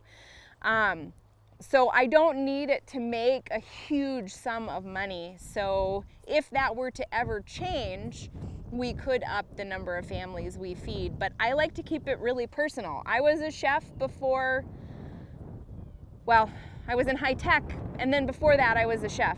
And I just love feeding people. I always have. And I like being able to know that this shareholder likes carrots and this one can't stand rhubarb, and those guys would take all the tomatoes I would give them, and if I get too big I couldn't offer that level of service. So It's just a lifestyle choice for us, or a business choice for us at this point. And one year I did push it. I was really not smart the year after my son was born, and we went all out. We did 10 CSA shares, 4 restaurants, farmers market every weekend, and we, at the end of the year, had our largest grossing year. We grossed very close to $20,000 on a quarter of an acre. And I about died. I was the worst person to be around. My kids I didn't like me. So that year we decided, nope, what do we need the farm to do for our family? And that was when we decided to scale it back a little bit until the kids get bigger, because they're only little once. And as crazy as they drive me, it's pretty awesome parenting little people. So I have a 7-year-old and a 3.5-year-old. 3.5-year-old is in there napping, and the 7-year-old is in 1st grade. So, all right, we'll wander to wash and pack. Feel free to continue asking questions as you come up with anything. I've got a question not associated with the farm. Sure. Rubber mulch, did you get that locally? Costco. And yeah. Well, it's in. The super totes or whatever? Costco sells it by individual bag, but we got 2 pallets shipped in. And at that time, Costco was shipping it like it was included in the price. So it was a heck of a deal, actually. Oh, it's so nice. It's so nice. Except for when, my son grabs handfuls and throws it everywhere. You don't own that field back there? Nope, that's not us. It was really nice on Sunday when it was blowing like crazy from the south, and he was planting and he was pulling his wash and pack facility. We used to have just a standard 10 by 10 canopy out here, and when the 3rd one blew away, my husband decided, hey, we still have 3 covers, why don't I just build a frame? So it works out really well, because I don't have to worry about taking the canopy down, the frame down at the end of every day. So I just put a canopy over it when I'm gonna work. The reason that it is angled like this is because when the sun is coming up in the morning, so I harvest early. When the sun is coming up in the morning, this keeps the sun off of the back of the table. Again, all designed and built by my husband. The table has hardware cloth for the top. This is just vinyl siding type whatever material, and a rain gutter at the bottom to sheet the water away from the concrete. Pretty low tech, but it works. There's hose right here, and all my supplies I keep in the garage. We don't have a secondary shop building, so everything is here. We are replacing this pad this spring. It's not 10 feet wide, and so the one set of legs is on the grass, so we're going to make the pad 10 feet wide and a little bit longer so that the canopy is 100% on concrete. Not having mud splash on your legs and on your vegetables is kind of important. So I wash everything out here that needs to be washed, and then I will take it into the garage. We have a nice big work table in there. I've got a digital scale for whatever I have to weigh, bags for whatever I need to bag up, lettuce. I do a lot of greens, lettuce and kale and chard and radicchio and spinach and spring mix, and all that's. I'm the lettuce lady at Farmers Market. If you need lettuce, I have it all season. And there is a chicken sitting there. Yes, she is ill. We have to isolate her right now to figure out what's going on. So she's like, why are all these people staring at me? So this is wash and pack. It doesn't have to be high tech as long as you're keeping your stuff clean and protected. It works really, really well for us. When we first started out, we got everything planted and it was great. And then I had my first harvest day and I had 200 heads of lettuce sitting on cardboard in the garage. Because what do I do now? I did not plan for processing the vegetables my first year. So that changed very rapidly, because processing 200 heads of lettuce on cardboard in the garage on the floor is not something I ever want to do again. I'm guessing your husband doesn't help with this since he's 6'6" and probably can't stand under the canopy. He can stand under it, like once he gets under the frame. Okay. So sometimes he helps. It's usually actually up on concrete blocks. It sits a little higher than this, but yes, like I said, he loves to build stuff and dig and like do stuff that makes him sweat, but planting, processing, not his favorite things to do. He will help if it's getting crazy, but it's not his favorite thing to do. And that works because I don't really like putting up P-fence. So therein concludes pretty much everything I have to say, unless, is there something else you guys want me to talk about?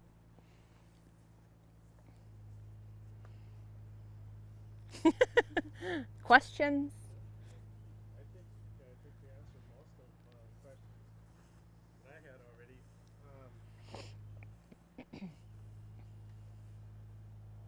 Yeah, no, I think you did. Okay. Lori, are your NRCS persons that you've worked with here today? Yes. But he's not there anymore. I was just going to say, you know, the whole point of the training was to kind of get NRCS agents thinking along the line of specialty crop production, smaller producers, and some of the things that they might encounter as a new producer or small producer came in. Maybe from your perspective, can you tell us how that experience was for you? And, you know, I'm sure it was a good one since your person was standing right here. Jay is one of my favorite people. I mean, like looking back, like I didn't know what I didn't know 5 years ago when I waltzed into Jay's office and said, hey, I want a high tunnel. So now that I kind of have a little bit more knowledge on how agriculture in this state works, so Jay I called him and I said, I want to apply for an EQIP grant for a high tunnel. And he said, well, come on in and show me what you want to do. Just give me the application, okay? No, Jay wants to talk to you. Well, I come to find out they want to know what you're doing and what kind of person you are, and are you going to be trustworthy, or, you know, make good use of the grant or whatever. Or who is this crazy person from California that thinks she can farm? I don't know what he was thinking, but we had a really nice conversation, and then he gave me the application and let me fill it out. I will tell you though, as a small producer, one thing I would love to see is, like, I had to go over to FSA and get a farm number, and they kind of laughed at me. They were like, you're 2 acres. I can't give you a farm number. And Jay's like, that's not our problem. That's their problem. So kind of navigating that process. Like, my father-in-law is a commodity grower. He grows all the things and all the chemicals, and it's 10,000 acres and whatever. But understanding that that's where FSA and all those guys are coming from, I don't know those things, so kind of a crash course or farming in North Dakota 101, you know, for people like me that don't necessarily understand what the commodity growers are doing, might be helpful, just so that we can kind of be speaking the same language. Because I may be small, but I'm doing crop rotation, I'm doing no-till, I'm doing composting, I'm doing all the stuff that you guys want me to be doing, or, you know, that I want to be doing. And it applies no matter the size of what you're doing, is what I'm trying to get at. This is not a hobby for me. This is my job. This is my business. I take it seriously. I'm almost like the other farmers in the wintertime, and I kick my feet up and drive my husband crazy. No, I don't do that. But my mother-in-law complains about December when Larry is home all day, and like, give him a project. Just give him a project to get him out of the house. But I just felt really supported. Like, Jay was really interested in what I was doing, like how I was going to make this work, and then helping me understand what I could and could not do, because I walked into his office and said, yeah, and in the wintertime I want to put chickens in there, and he goes, la la la la la la la la. But, you know, just kind of understanding what the program allows you to do and doesn't allow you to do is important. And then even maybe helpful with things that I don't know that I could use. Like I've seen in the flyers that there's solar stuff for watering livestock. Well, I would love to have an inline water pump to bring water up from my riser to my high tunnel because my water pressure drops, and put that on solar because I don't have electricity out there. And how could we make some of these programs you guys have, like my water catchment at some point, you know, is that something that we could talk about having equip for? But don't be afraid of us just because we're small and have weird ideas, okay? I think Lori really summed it up nicely, and we've now come full circle, haven't we? I mean, you know, we started with those demographics, and we said, you know, a lot of the new, smaller, and specialty crop farmers, they're women-owned, they're in this age group, they don't come into it with a lot of farming knowledge. They maybe come from outside of North Dakota. You know, all of those demographics come into play. So she's a good example there.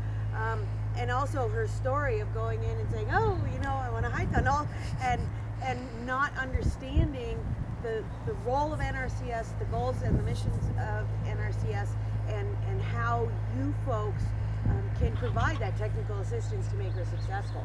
And yet, here she is with your assistance. There's this gorgeous high tunnel that she's using to this fabulous ability. She also brings in the things that we talked about, having different markets. You know, it's not like you just roll up with the semi and take it to the elevator. You know, in this, she has to manage all of these different markets and marketing schemes and ways to get her product to the customer. And we talked about, you know, why do they do it? What are their goals financially, family-wise? So you just brought it all home. It was almost like I was there this morning. Keith and I spent 4 hours trying to say the same thing you just did in an hour and a half.